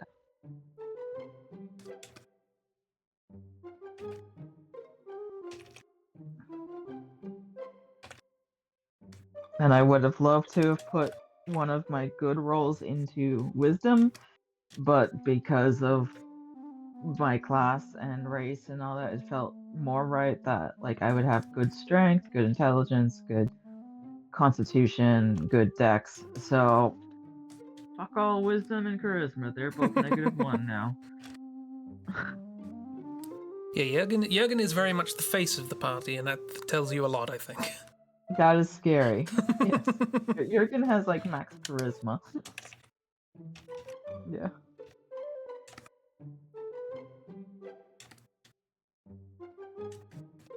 I imagine there's going to be more than one occasion of, okay, we're going to get out of this situation because the person just wants us to leave. Yeah. Probably, yeah. Sorry, miss. That's But what already if? in action. That's how it's gonna be. I mean, it Also, could have been worse, Jurgen, miss. The toddler Jurgen wanted the gun. The toddler also has a fucking short sword and a short bow. They already have a gun in some way. Yeah, But we'll not have Rowena's gun. Don't worry about that. but it's not allowed to have Rowena's gun. No. It's too late, miss. It's already in action. Yeah, I know, we're all shaking our heads. You should have heard the glee in Cheap's voice. It was very audible. Cheap was smiling.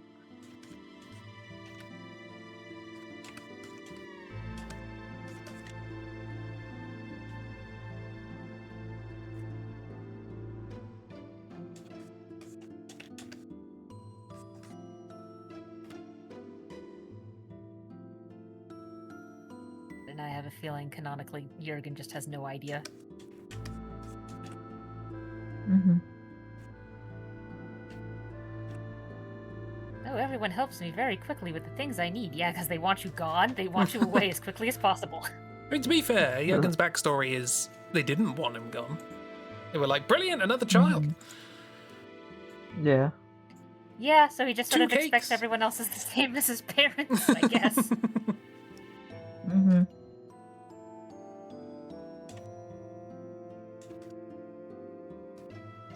God. This That face part is of his a mood backstory. bear.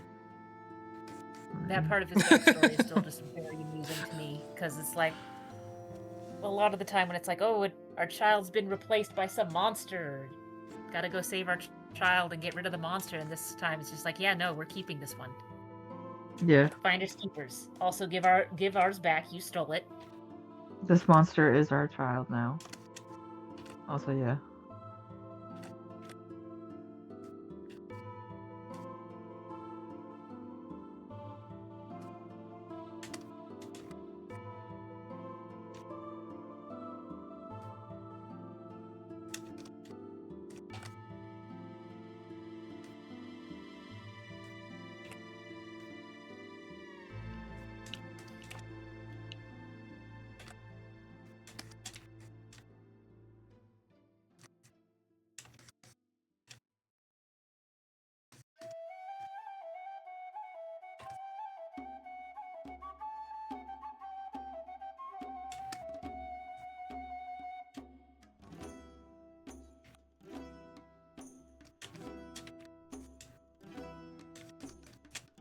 Also, I retooled Rowena into being a sort of Frankenstein's monster sort of thing. And when asked for the backstory, I went, what if it's like all the calendars? So the calendars now have a fantasy aunt in the form of Rowena. Oh yeah, love that for them. Yeah. But also, does that make it mean that they're related to Jurgen now? Considering like, Rowena is not related to and Jurgen. Rowena are definitely twinsies. They're not twinsies. Introduce it in Nova. Introduce her to Nova. Yeah. Oh god, Nova and Rowena. Yeah, I can see that. Don't you already have art of them working together on something too. Like I think I so. think you drew something like that during a Sunday stream. Yeah. Yeah, that does ring a Yeah. bell. Yeah. Rowena and Nova were working on something together. So it's already canon. Definitely. They were probably working on a cannon. Yeah. Yeah, probably. It's canon. Bang. It was destined. It was just... yeah. Yep. I've forgotten about that. But then again, I have 700 characters. I was thinking at some point of doing a little comic thing for every pair of my characters. But I remember that, yeah. I don't know what 600 choose 2 is. Well, I guess it's 600, but 300 times 599. But anyway, it's a lot. It would be a lot. Although it would be a fun little newsletter thing, just like a one-panel comic of two of my random characters together. More ideas for the newsletter, but when I don't have time to do all the other ideas.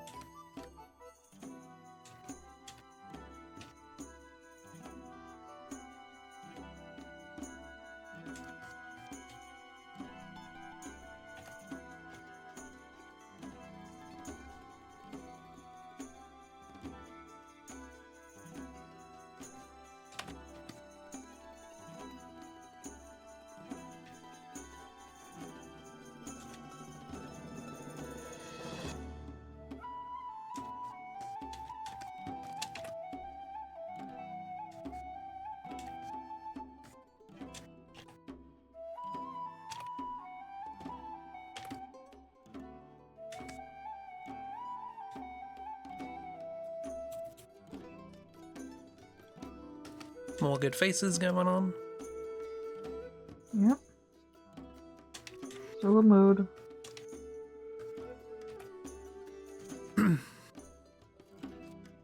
I know you were just trying to get the skill of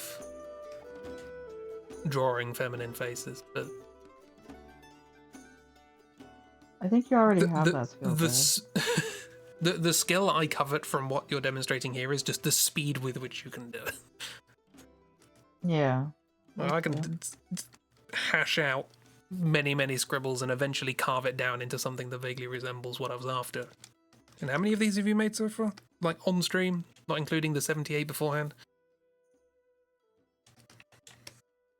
Yeah, for real.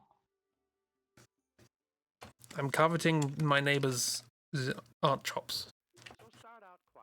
And I make no also, apologies. I would argue that you are also incredibly quick too, Chris. And that it's only been like an hour 47 minutes. I would not have been able to do nearly as much as you have done with Sotorello, and then with the puppet show, and then now with Rowena and the Cat before, and just, yeah.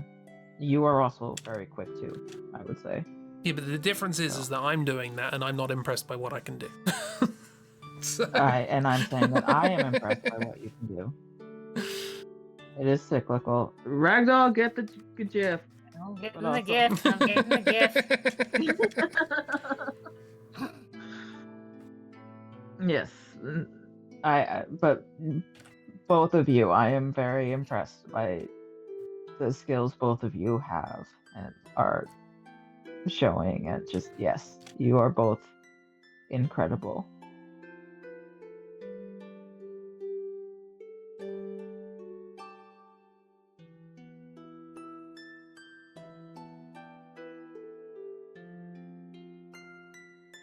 Oh yeah, I love that miss, yeah. Yeah.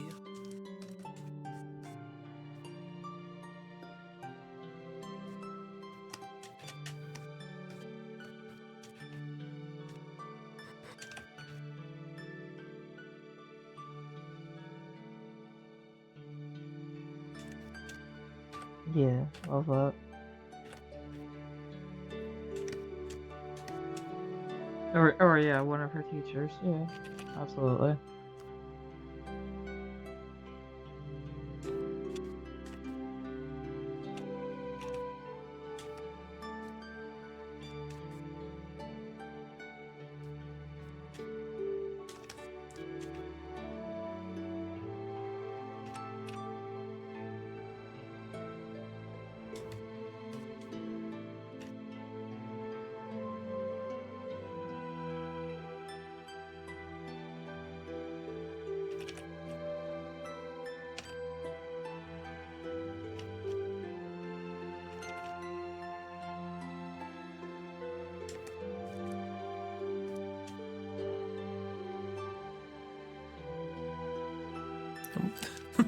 For teachers back in the day. Resilient.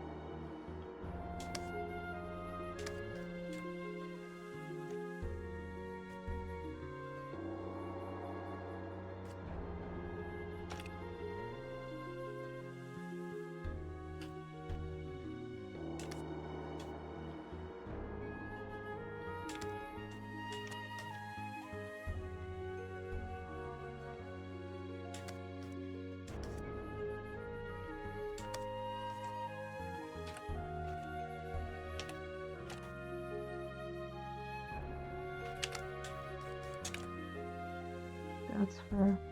I'm beginning to realize you don't know what a diner is. It's like a cafe, right?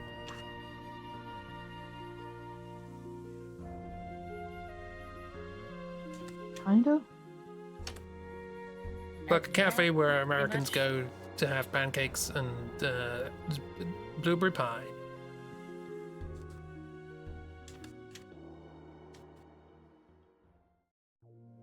Not FNAF. No, No, not that's Five Nights at Freddy's. what's the word for that? That's Not that's well. based off of like the Chuck E. Cheese type things, which are cursed. Yeah, that's based more on Chuck E. Cheese and other kids play areas with like things like that. But That's there. yeah, Chuck E. Cheese is more like little kid arcade, but also there's pizza. Pizzeria, that's the word I was looking for. Yeah. Too late I now. will say that You're making Animal Crossing there. FNAF. Well, there is one part of diners and like FNAF, I guess, or pizzerias or something that I can kind of see them being similar in that there's like checkered print tablecloths or something like that. I could see that. Well, and I've been in a couple of diners that have Depending like on the a place, little but yeah. arcade room in the back, but yeah. Yeah, a diner is like a pre-fast food restaurant. Yeah, it's like it's usually like a counter that you could sit at with bar stools and stuff, and you can have your meal there too. But there's also tables that you can sit at, and in general, from my experience with diners, usually the food is like breakfast or lunch type meals. But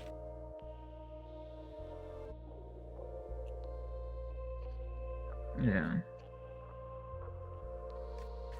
it's okay. No, you're creating. You're making something new and original. Yeah, it's your diner.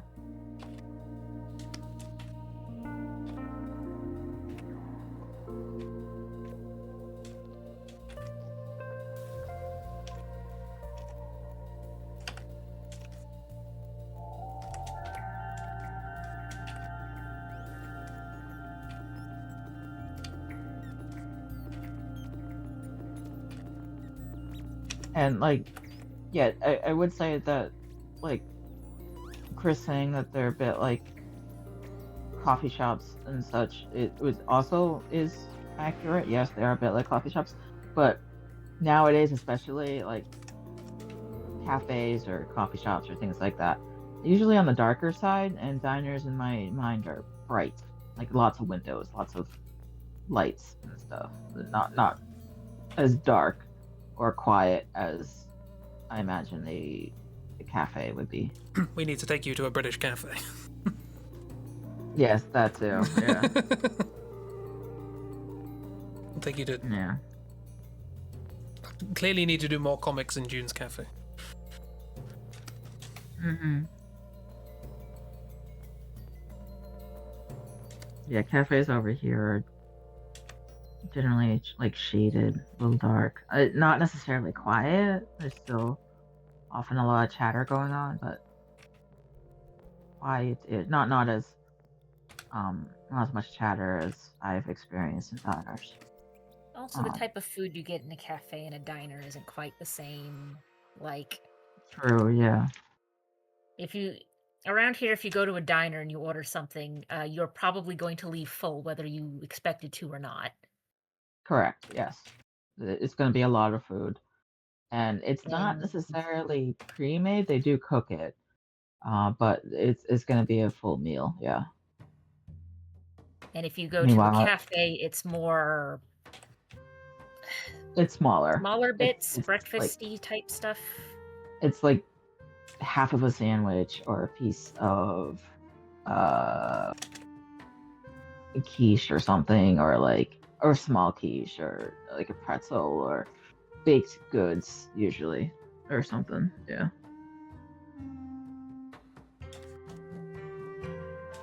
Yeah, not to go. No, don't delete your art. Keep everything. No, it's okay, miss. I'm sure it's okay.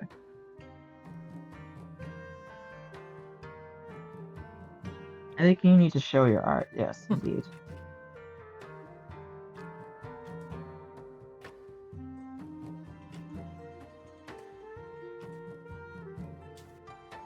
Oh, cute. Oh, I like that.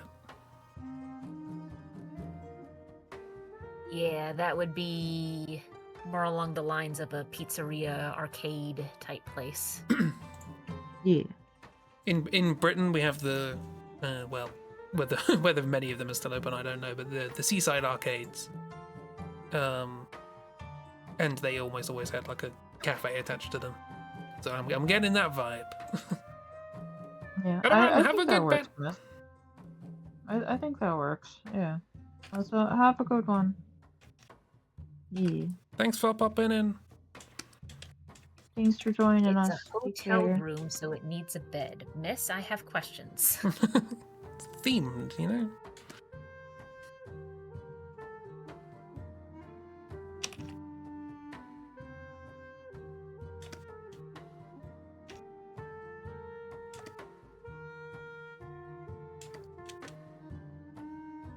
This did say that it was going to be a hotel room.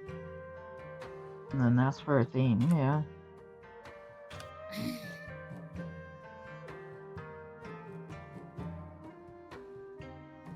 To be fair, Ragdoll did not choose it. Chris and I said diner.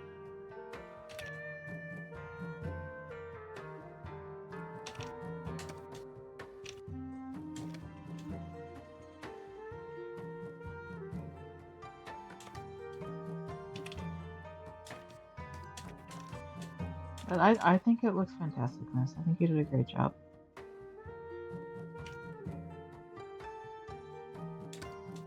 No sorries. No, All the no sorries. worries. It's all good. All the sorries. Public flagellation Probably. for penance.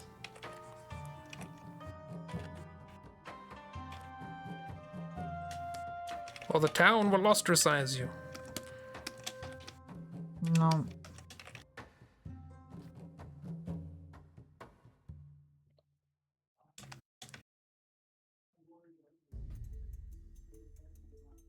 How many pence?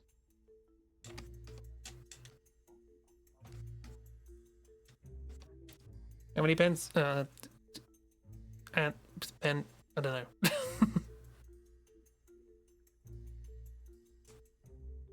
I cannot think of a humorous response. Hmm. Okay. Me getting stuck on a joke now. More likely than you think. I think it's very likely. Hmm. Makes it very, very likely. Oh.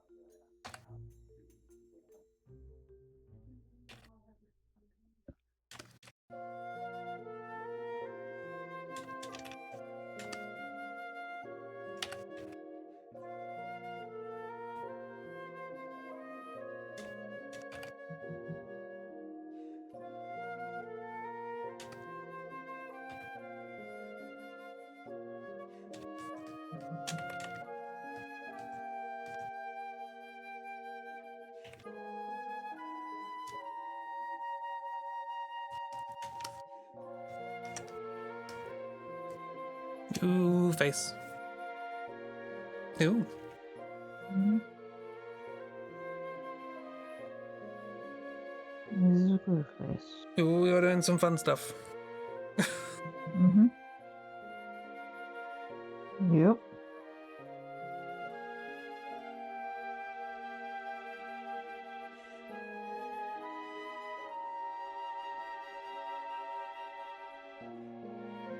Fun shadow nonsense going on here. Someone's doing shenanigans. Mhm. Using brushes. Using the brushes and using like settings and stuff. Using your wiles, your artist wiles.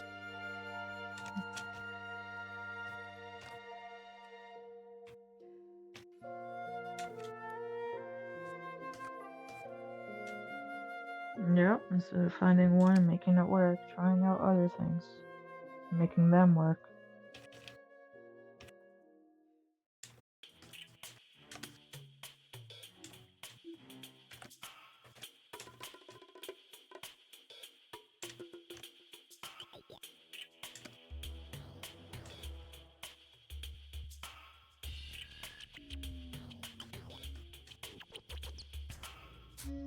But what if you found a really nice stick?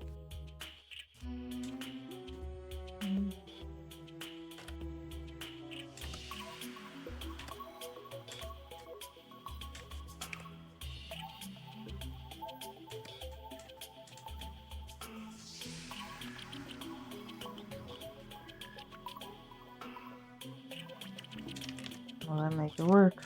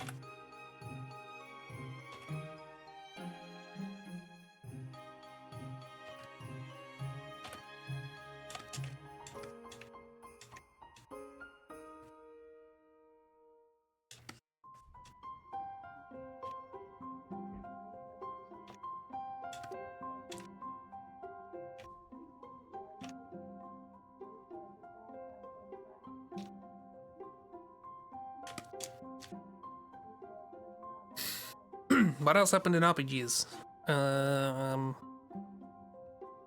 Well, there was the Odyssey RPG, where, suffice it to say, the quiet, stealthy, in and out real quick, don't alert anyone or bad things will happen assassination attempts is going great. Smile. Did Azrael hear about it? Azrael has not Azrael yet heard part of about it? it, no. Okay. Otherwise, everyone would have heard It about could it. have gone worse then. It Could have gone gone a lot worse. worse. There was a point in the session where Jeeb was seriously wondering how to crowbar Phoebe into the story to have a new character.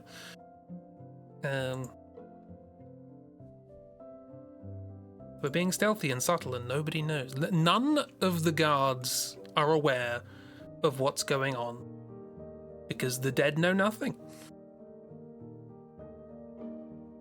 This is true. Yeah, that's fair. No one can sound the alarm if there's nobody left. Exactly. Yeah. I mean, they did that.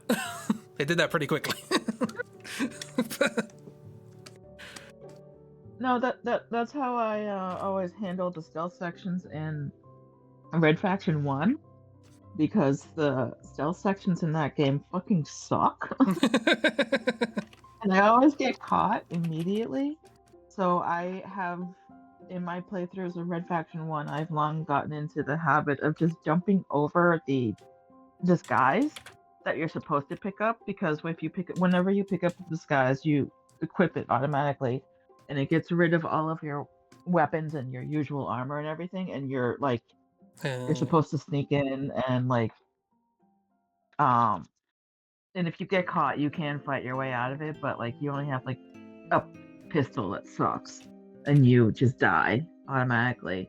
So whenever I play that game, I always jump over the outfit and just kill everybody.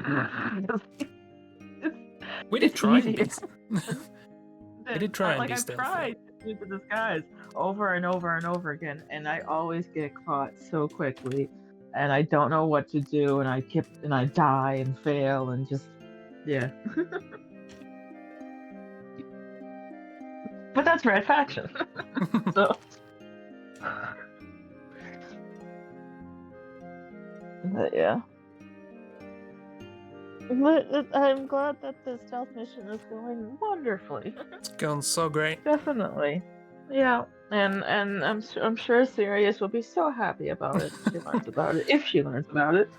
Yeah, Sawyer, the series is She definitely still going to learn has about it not one way or learned it another. yet. We're probably Well, not going yeah. to be in this city long.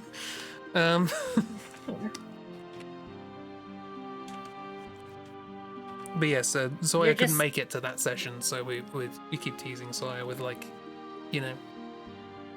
Yeah. you're gonna have a fun time joining this next. Yeah, she was just like, Sawyer, I am so looking forward to next session. Like when you're gonna have a wonderful time. Yeah. Yeah.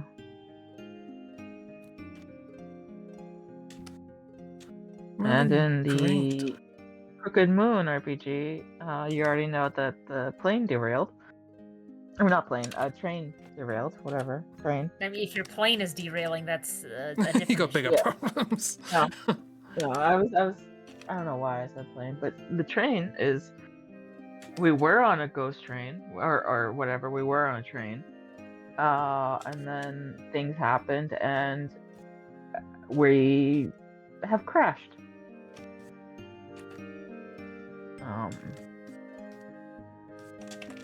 We didn't intend for it to crash, but it did. We were trying to keep it going, in fact. Yes, we were trying to keep it going, but train said no.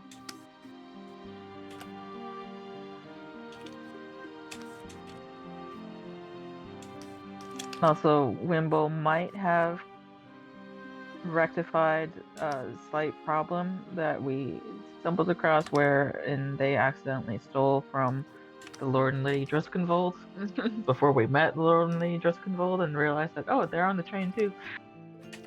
And yeah.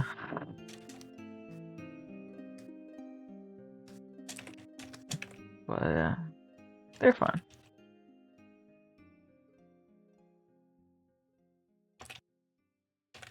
And in the Grim Hollow Session 0, we were more just learning about our characters, making our characters, and that all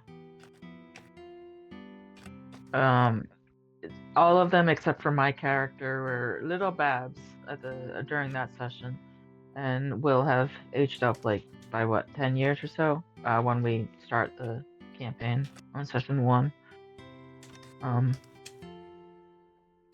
And mine is not bad because mine is really, really old, really fucking old. In fact, I have no idea how old I am because I'm a fallen angel. Meet Cass. Yeah. Kinda. I almost quoted Castiel when yesterday when you guys were talking about like how my character has great intelligence and like strength and stuff, but like shit wisdom, so doesn't really know how to use that intelligence or whatever. I almost literally quoted Castiel and went, "My people skills are rusty." But yeah, blows raspberry just shrug. Old. How old are the stars? I don't know. Old enough to make your problematic age gaps look silly. Exactly. Yeah. I do love that. Yeah.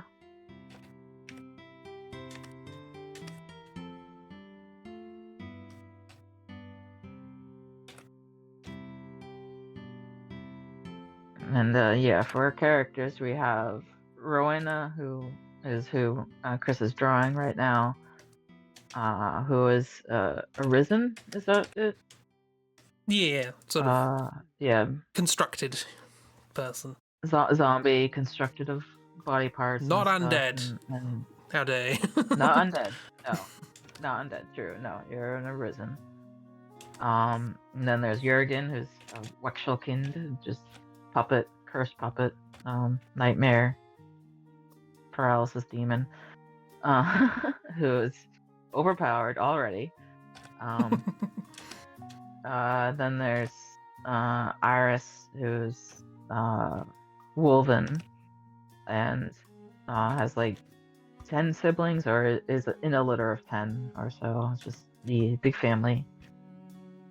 And I don't remember if Oops said like what their other half is, or if they're I still believe. figuring that out. Actually, I don't remember because I remember because the rest of the litter are half siblings, and I believe it was the father who was were creature, mother who was normal, quote unquote. Yeah. I don't remember if Oops said like what they can transform into or something. I don't quite remember. I want to say it was werewolf, but I think werewolf because they did mention. Oh yeah, Miss, you would have appreciated this had you been there. But there was one point during the session 0 where Dark asked our preferences on like transformations and stuff, like whether we are okay with our characters being turned into a vampire or a werewolf, or just tainted in some way, twisted in some way, cursed or something. And both Oobs and Cheap opted in for that possibility. And Oobs and I started talking about Underworld because of the whole werewolf becoming a vampire thing. And just like there is something in me, there is a media that plays around with that trope, and it's Underworld, and that made me think of you. Just yeah. So you did miss out on that, but yeah. Exactly. Yeah. I probably think it would be very funny for Rowena to just acquire a limb at some point, and it turns out the limb came from someone who was a were-creature of some sort. Yeah, exactly. But Chris and I both opted out, unless or Dark did ask how I felt about Seraph, and I said sure, that's okay. But I think Chris opted out. Yes.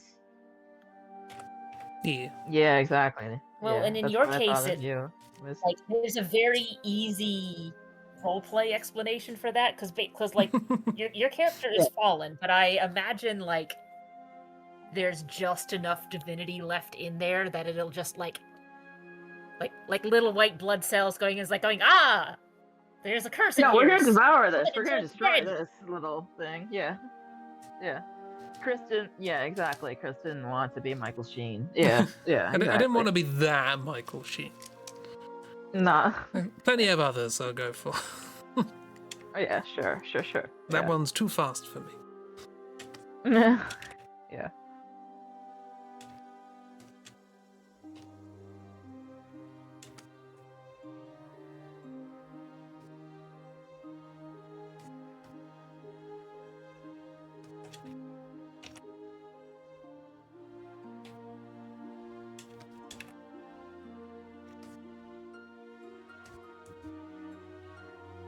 Sea dog man. Yeah. Indeed. Which is Yeah, now he was very reminding me greasy. of old ass story that a friend of mine and I sort of pratted around with back in middle school and high school that had sort of a rock paper scissor system almost, with like hellish power, divine power, and like nature power. Mm-hmm. Where basically Divine's main thing was this sort of like with the white blood cells, purge everything in here that isn't us. So that meant it was pretty good at getting rid of Infernal, and then Infernal was sort of like go in and infect all the cracks, which meant that it was pretty good at attacking nature, because nature was all about connecting bits together to make a larger whole, which meant that for divine magic it was really hard for it to get rid of, because every time you take out a bit, another bit comes back up, like kudzu. But if there's infernal magic that gets in and infects, well, everything's connected and now it's just everywhere.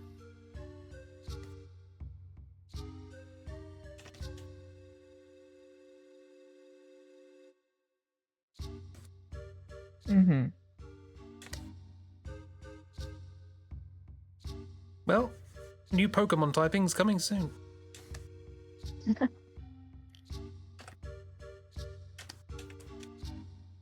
I mean, there are plenty of other, like, RPG-ish type things where they've got element systems like that. Yeah. Or even just, like, item systems like that. The Fire Emblem games have a couple of different rock, paper, scissors systems, depending on if you're doing magic or if you're working with weapons.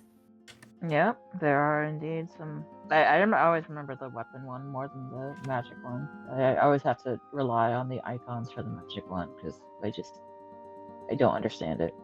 But the weapon one makes sense. Yeah.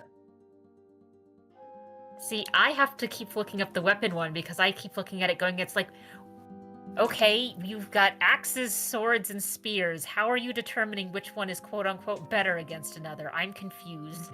Because the spear is better than the sword because of the greater reach. The axe is better than the lance because they can cut. I always thought that like the axe can just cut the haft of the shaft of the lance or whatever, the spear. And then the sword is better than the axe because the axe is not very accurate. I don't know. Yeah, see, that's fairly arbitrary still, especially since you've got things like the throwing axes, which are a thing.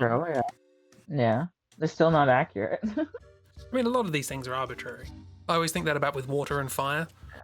It's like, oh, water's good against fire because it puts out the fire. It's like, yeah, but the fire can boil away water. Like, depends on the circumstance, right? And for like the Fire Emblem magic, like it's fire, thunder, or fire, lightning, and wind. And I was just like, I don't know what trumps the other. I always have to look at the other icon. things, like you've got and there is also dark light and and dark light as well, magic but those make sense. around, and then you've I got understand those. Yeah. bows, which are a totally different thing. Which the Yeah. bows always annoyed me a little bit, but that might just be because I played Final Fantasy Tactics before I played any Fire Emblem games, so I was used to the bows just being able to hit anyone within a certain range. Oh, but yeah. the bows in Fire Emblem, you can only hit people if they're far enough away from you, but not too far. Yeah, it depends. Like there are also some Fire Emblem games where there's like crossbows, you can hit an enemy right next to you. There's also some longbows where like you can that expand the range a bit more, and then there's always like the albatross or the whatever ballista or something where you can hit anybody basically anywhere, but you have to have a bowman standing at the ballista. But I Yeah, always but the really, ballista I but wouldn't really consider a weapon so much as just like this is a thing in the environment that we're going to make it is use an of to make your environmental life thing. hell. Yeah, true. But I always really liked the bowman in Fire Emblem. I guess because I hadn't played Tactics at the time, but also just because they were very good against. They're also like super broken and like really like very good against flying enemies. And there are generally a lot of flying enemies. They just like one hit kill them always, or almost always. Yep. But yeah, I always had like one or two snipers on my squad because they're just, and they always had one of the highest kill counts because they're so fucking good. And sniper is just the name for the upgraded archer. They're still using bows. They're not using guns or anything. But yeah.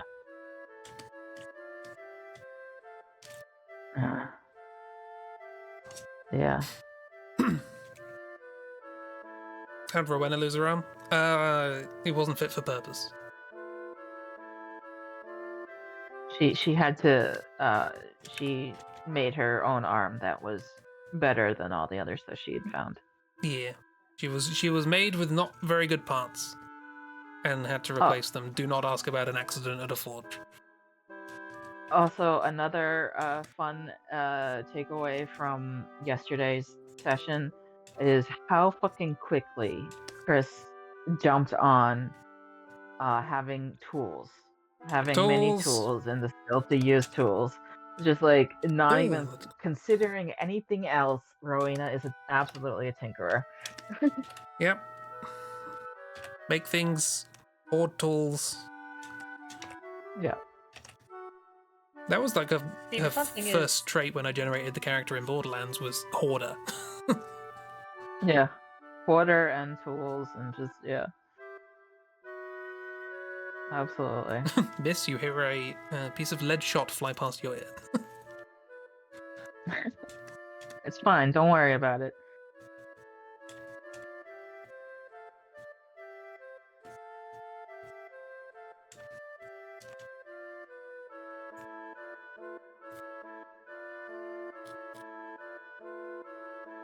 Exactly. Yeah.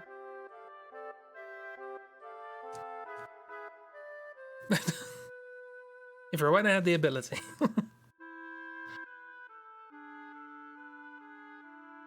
Mhm. So this is why I have no interest in Rowena being, transforming into a monster, because she can transform herself, thank you very much. True. Yeah, no, this is true. Don't need any help from any magic.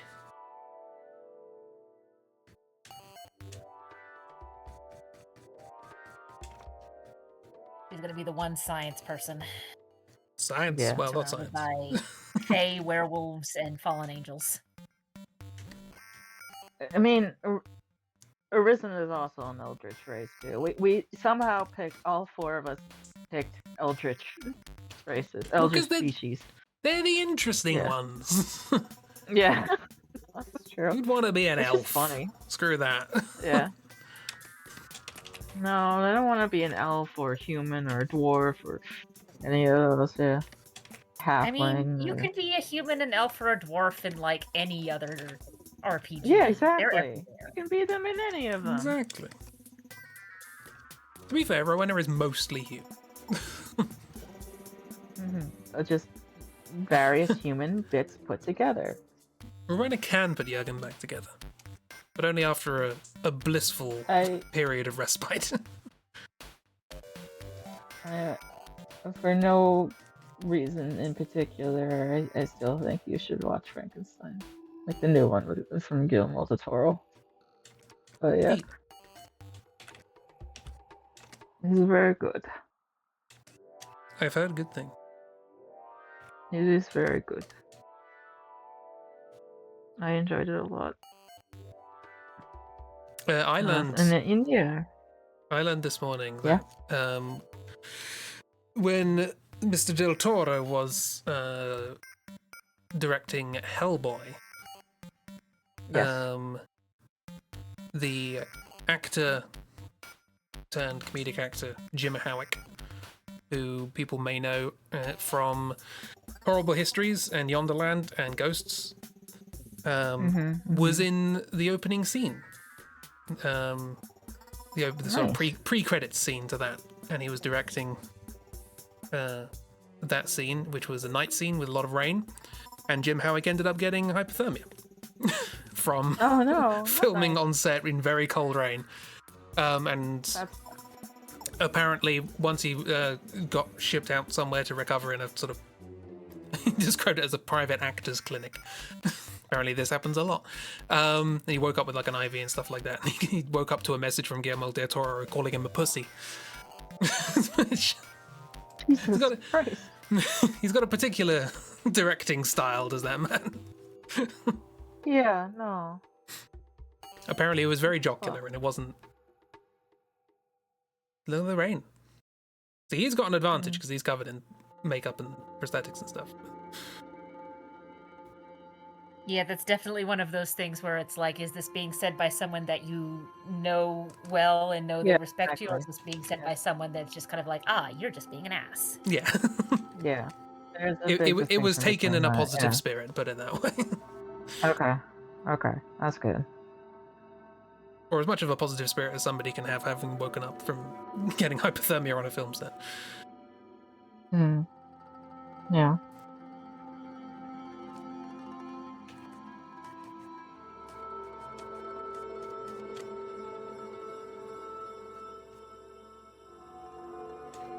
It was also his first screen acting gig, so not a great start.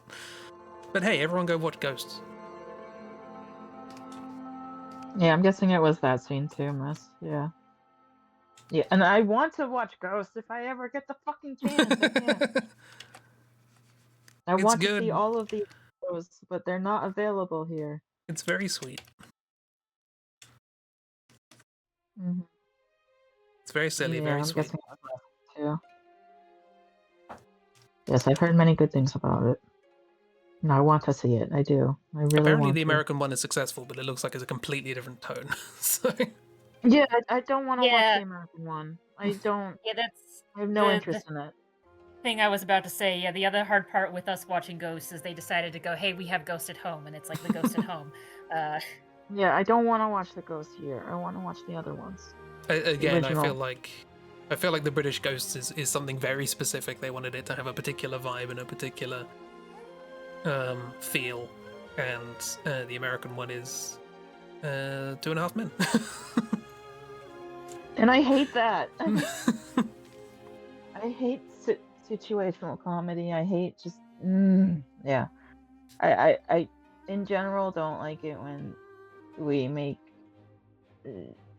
have shows, remakes or whatever based on British shows or anything, except for The Office. The Office I can deal with.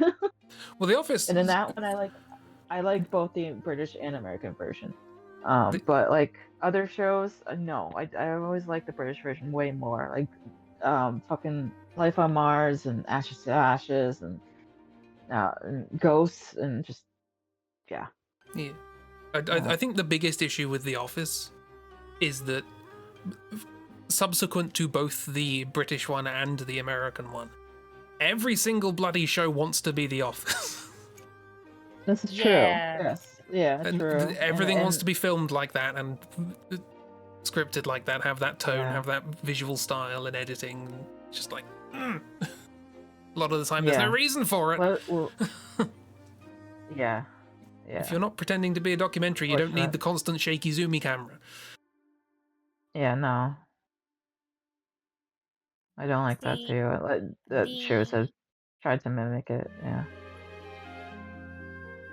The main two things I have seen, now granted, I'm sure there's others out there and I just haven't seen them, but the main two ones I've seen where it's like, this is a remake of something from somewhere else that I was like, and yes, it works, were the American remake of The Grudge and I'll explain why in a moment, and the remake of the Seven Samurai for two very different reasons. One, for The Grudge, having the sort of main character that we're viewing being a complete outsider to not just the curse, the house that they are in, but also just the community at large, and they have no idea about any of the superstition stuff, I think adds an interesting twist and potential layer to the horror of it. Because there's like a different kind of horror between there's something happening and you're sort of like kind of aware of these sorts of things happen you're versus aware a horror of the where you just like and everything, and you're fish out of complete water outsider, completely in over you your have head no and idea everything is what's going going on. so terribly wrong. Yeah. So I think having that we've got an American that's come over to Japan and now they're having to deal with a Japanese curse that they've got no idea how to handle is interesting.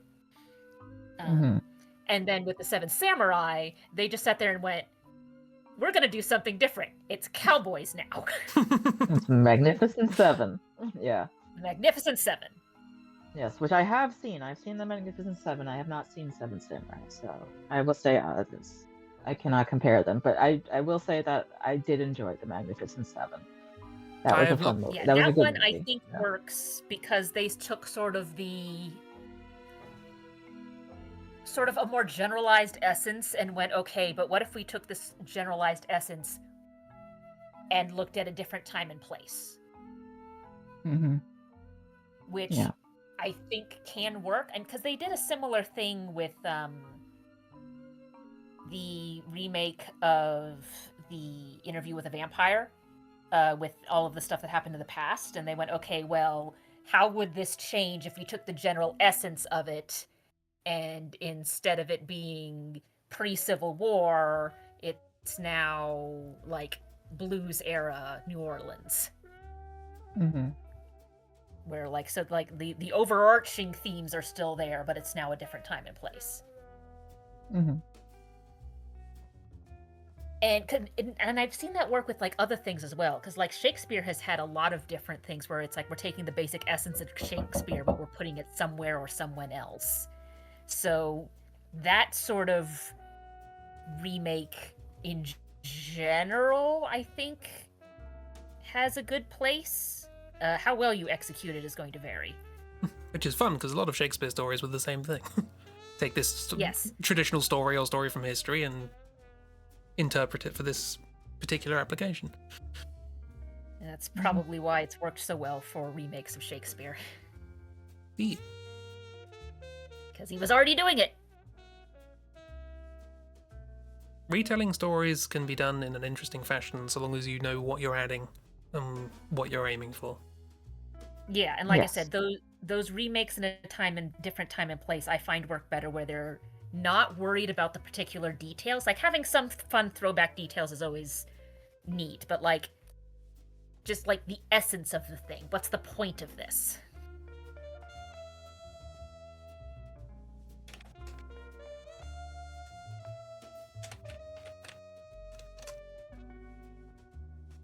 Diener. Hooray, Diener. Food. Also, I know it isn't bear because I've seen the reference picture in the Discord, but this is giving me young Cher vibes.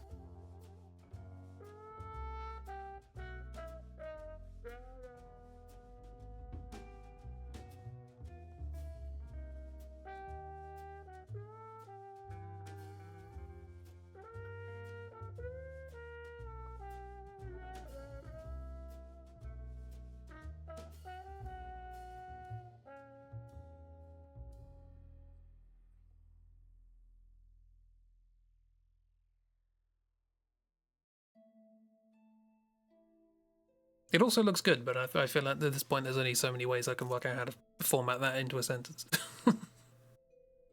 Looks really good, your art's really nice. Positive noises. A variety of purple love heart shaped things. You do good things. We'll just fill the chat with emojis. You do too many. You do more good things than I have permutations of words to say how good they are. That's the issue.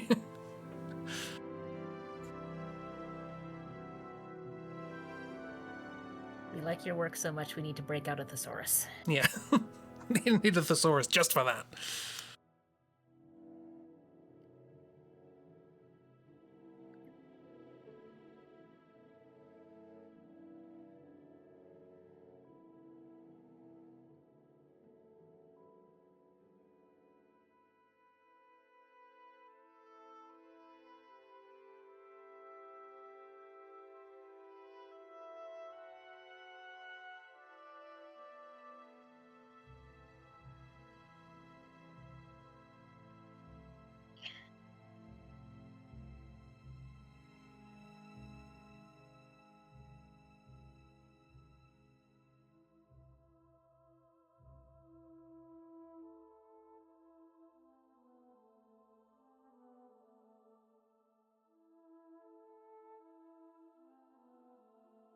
Random fact I learned. It's a thing vaguely, talking about adapting things and plays and so on and so forth. I learned a thing about copyright in Britain. So copyright in Britain's quite long. We talked about this before. I can't remember the exact value, but it's something like death plus 70 years or 95 years, whichever's longer, something like that. How long a copyright lasts for the creator of a particular type of medium. It varies from medium to medium.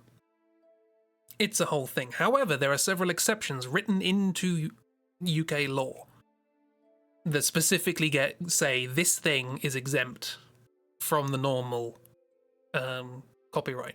One of them, oddly, is the King James Bible, which is owned by the royal family. I didn't know that. Recipes? I don't know how to copyright a recipe. Can you copyright a recipe? I guess so. In the US, generally, no, not in of itself, which is part of the reason why a lot of US recipe blogs have like a whole story before you actually get to the recipe, because that part. Okay, right. Copyright. But the one exception in UK copyright law, which I found interesting, was Peter Pan. Peter Pan has an explicit law, the Peter Pan clause, exempting it from specifically royalty-based copyright, or more accurately, the running out of royalty-based copyright. And the reason for that, is that is it J.M. Barrie, the guy who wrote Peter Pan? Later on in his life, Kiro has the eater. Looks very tasty. Later on in his life, he was asked by some people at a hospital in Britain called Great Ormond Street Hospital, Children's Hospital, to do a fundraiser. And he declined because he didn't have time, but instead he just said, have the copyright for Peter Pan. Just have it. So the copyright to Peter Pan for a long time was just owned by a children's hospital in Britain. And when it came to running out, the government went, do you think maybe in this case we could write an exception? So what they did is they put into law that they don't own the copyright. So you can put on any adaptation of Peter Pan you want. You can do what you like to your heart's content. But if you put on a version of the play, the stage play, Great Ormond Street Hospital still have the right, if they want to claim royalties for it. Oh. Okay. And the justification was this is a play that's generally put on for children, and I think parents of children would be perfectly happy paying a little bit of money to help out sick children at a children's hospital. So yeah. Well, I'm glad at least that it's very specific, though, to the play. Yeah, it is very specifically adaptations of the play performed on stage, the royalties thereof. Everything else is, open season.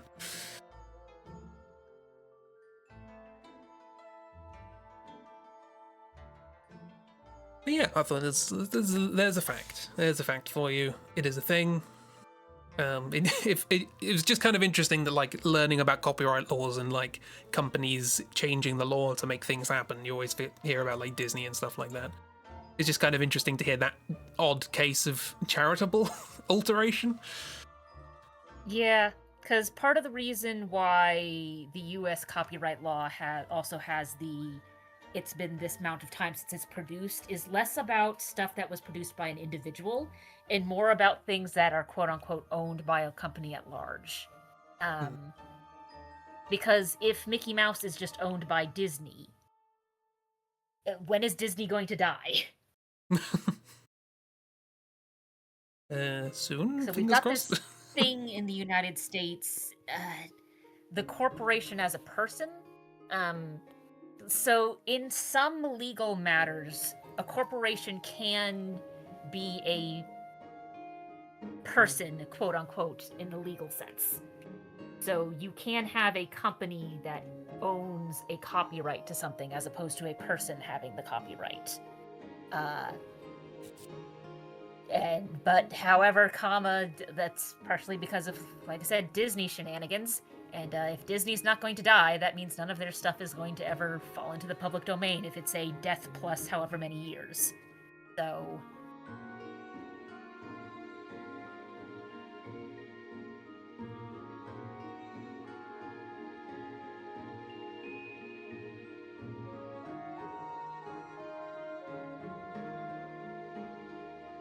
And now I'm just sitting here staring at Bear's shading.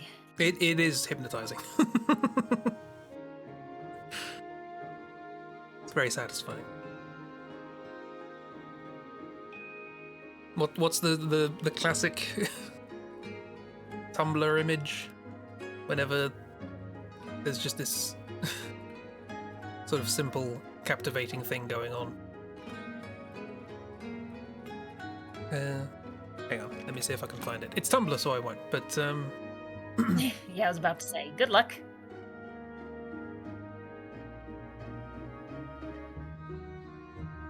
well, we're here to kick your lack of confidence in the head and go, oi!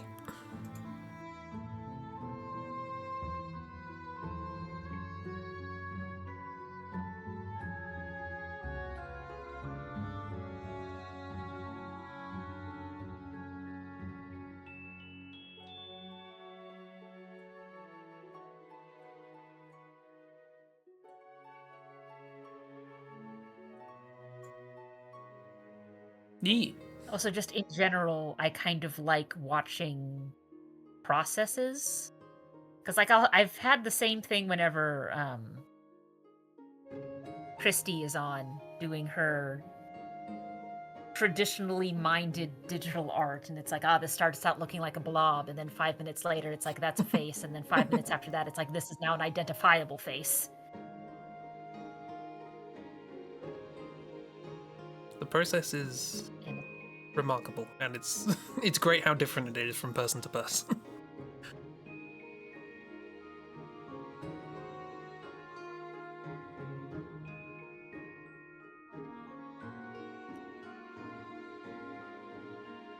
And also various mediums.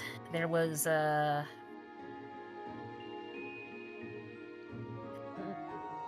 while back, the scout troop that I grew up in did a sort of road trip.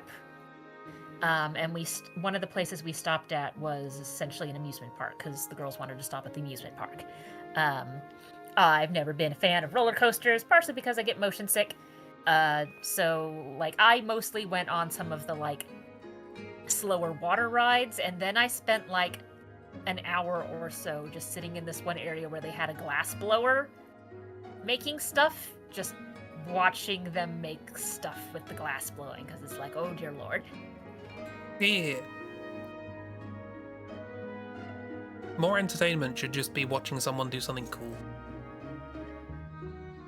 Yeah, though there's definitely some things where it's like either not very visually interesting to see or it takes a long time. Like knitting and crocheting takes a while, and with it being sort of small, it's a little hard for that to be interesting to a crowd. But I have seen a couple of streamers where every so often it's like, hey, it's a craft stream, I've got my doc cam out and you're seeing my hands as I'm making this knitted or crocheted thing. And then live coding anything just isn't very visually interesting to look at, especially if you're not working on something that has a visual component. The Every time we have some sort of like outreach day where it's a, hey, we're gonna be meeting some potential students coming through looking at programs, bring some stuff to show off. It's like, I have nothing to show off for computer science. I'm sorry. The last 3 things I coded were some statistics spreadsheets and a thing that lets me just randomly select 100 data points from a very, very, very large data set that I can use it to randomly generate exams. And neither of them are very interesting to look at.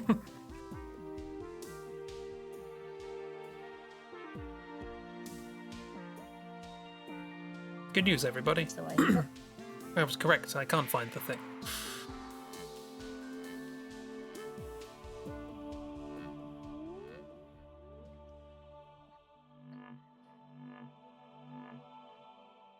I'm still looking. surprise There. of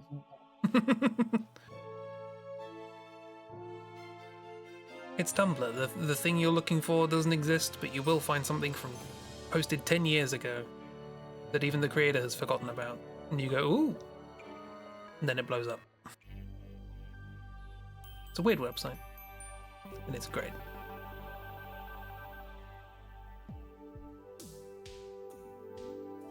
I mean, I kind of like that Tumblr will take an idea, run with it, and then find the idea again, and then keep running with it.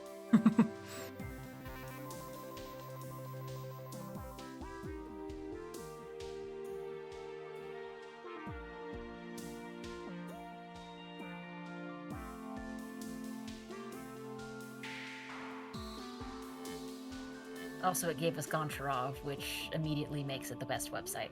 Yeah. Well, best social media website, anyway.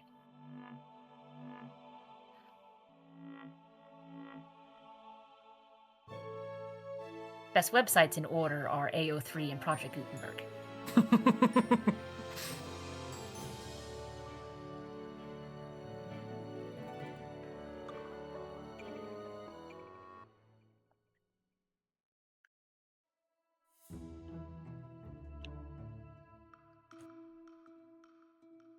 Followed swiftly by the Internet Archive.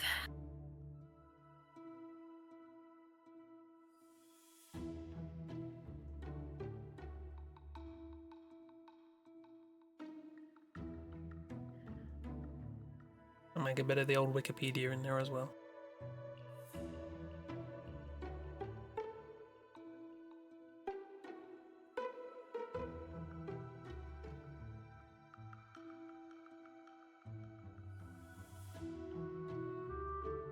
Free access to information. Rah, rah, rah, rah, rah.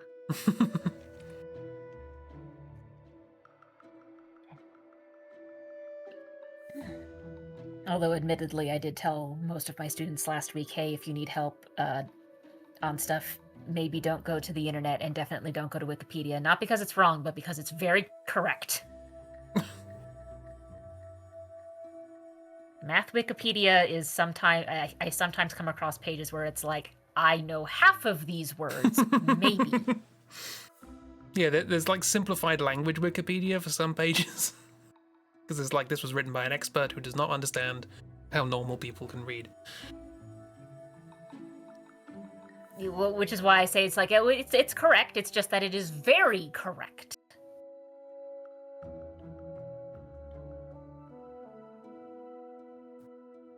Hey Bear, I know what you meant.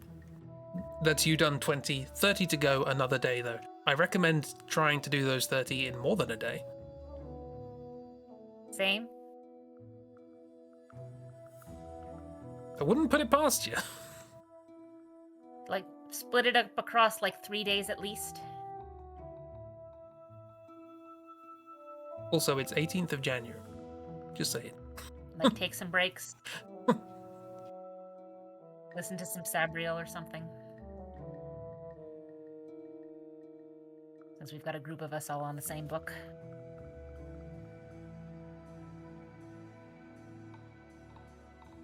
Yeah, do 3 a week.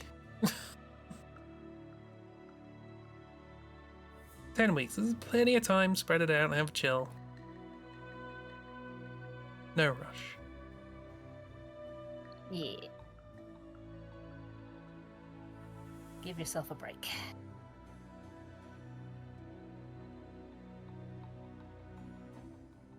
Okay, sorry. The thing I'm looking for is well and truly lost, and the context for it has also been lost, so I might as well stop. But I keep getting jump scared by this. This is an artist, Jukebug on Tumblr. This keeps coming up in my feed. I keep going, ah!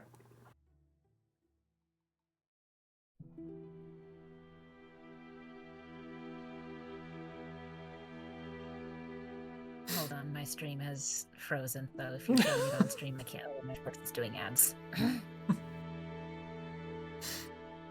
There's no miss, it's an imposter. But it does make me think of this, and that's good. Oh. Hello, miss and such. Oh, yeah. It's cute. I wish I could see it. I am instead seeing a Subway commercial. Oh, hang on. It's a miss. Yeah. Put the link in Discord so people can have a look. Imposter miss. Also, I have returned. I left for a bit to go get some more pasta, and I'm back to say that I agree with Chris and Ragdoll. Please do not draw 30 faces in a day. Thank you. I will find you, Bear. I go hunt you down. Good. Okay. Good. No, do not draw 40. No. Miss is going full gremlin energy. I love it when they just go, I will be on the left shoulder.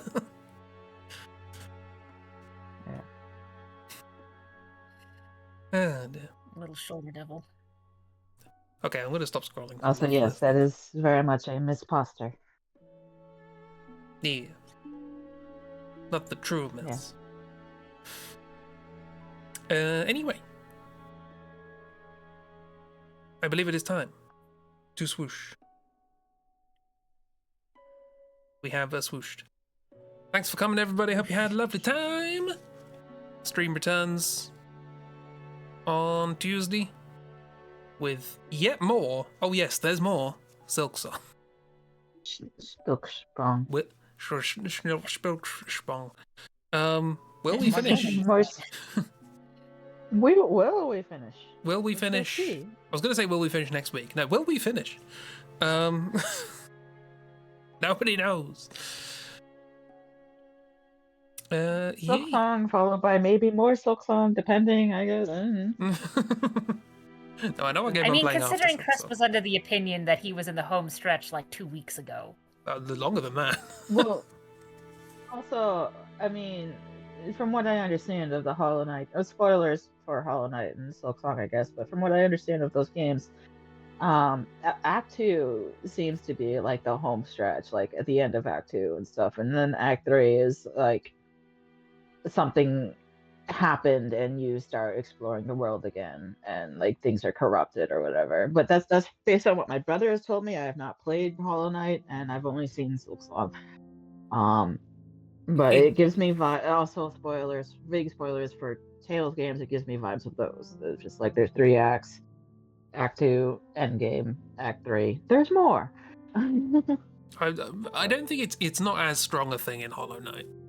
There are things you can go back and sort of go around and do, but Silksong has definitely taken that idea and just made it into a big feature. So, gotcha. Okay. That's why I don't know. Yeah. Okay. Okay. Also, Bear, your art is amazing too. Yeah, I'm gonna correct myself. Agreed. Chris's art is amazing. I'm gonna correct my mental processes, because my first thought when reading what you just wrote there was to say, "How dare you say that when your art is so good?" And I'm gonna correct it into that. That means a lot coming from somebody whose art is very good. Yes. Correct. So good. Some positivity. Yes. I support that. Yeah. Put out the GIF again. Yep. Thank you.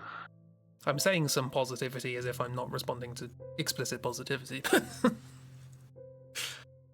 Growth. We will grow together. Yes, absolutely. I am proud of both of you. Yeah. Toss away the traditional British cynicism. Yes, please. Yeah. I'll keep the sarcasm though. That's fun. But yee. I hope everybody had a nice time. Hope you have a great week. Forthcoming. Final parting sentiments. Agreed. Hope everybody has a good week. Wishing you Wake all me when well. the show I'm proud of starts. you all and Sorry, rooting being for on you a all while. in all of your endeavors, even if the endeavor is Wake me just when it's survive. over. And yeah, love you all. Take care. Get some rest. Have a good. Bye bye. Bye. Bye.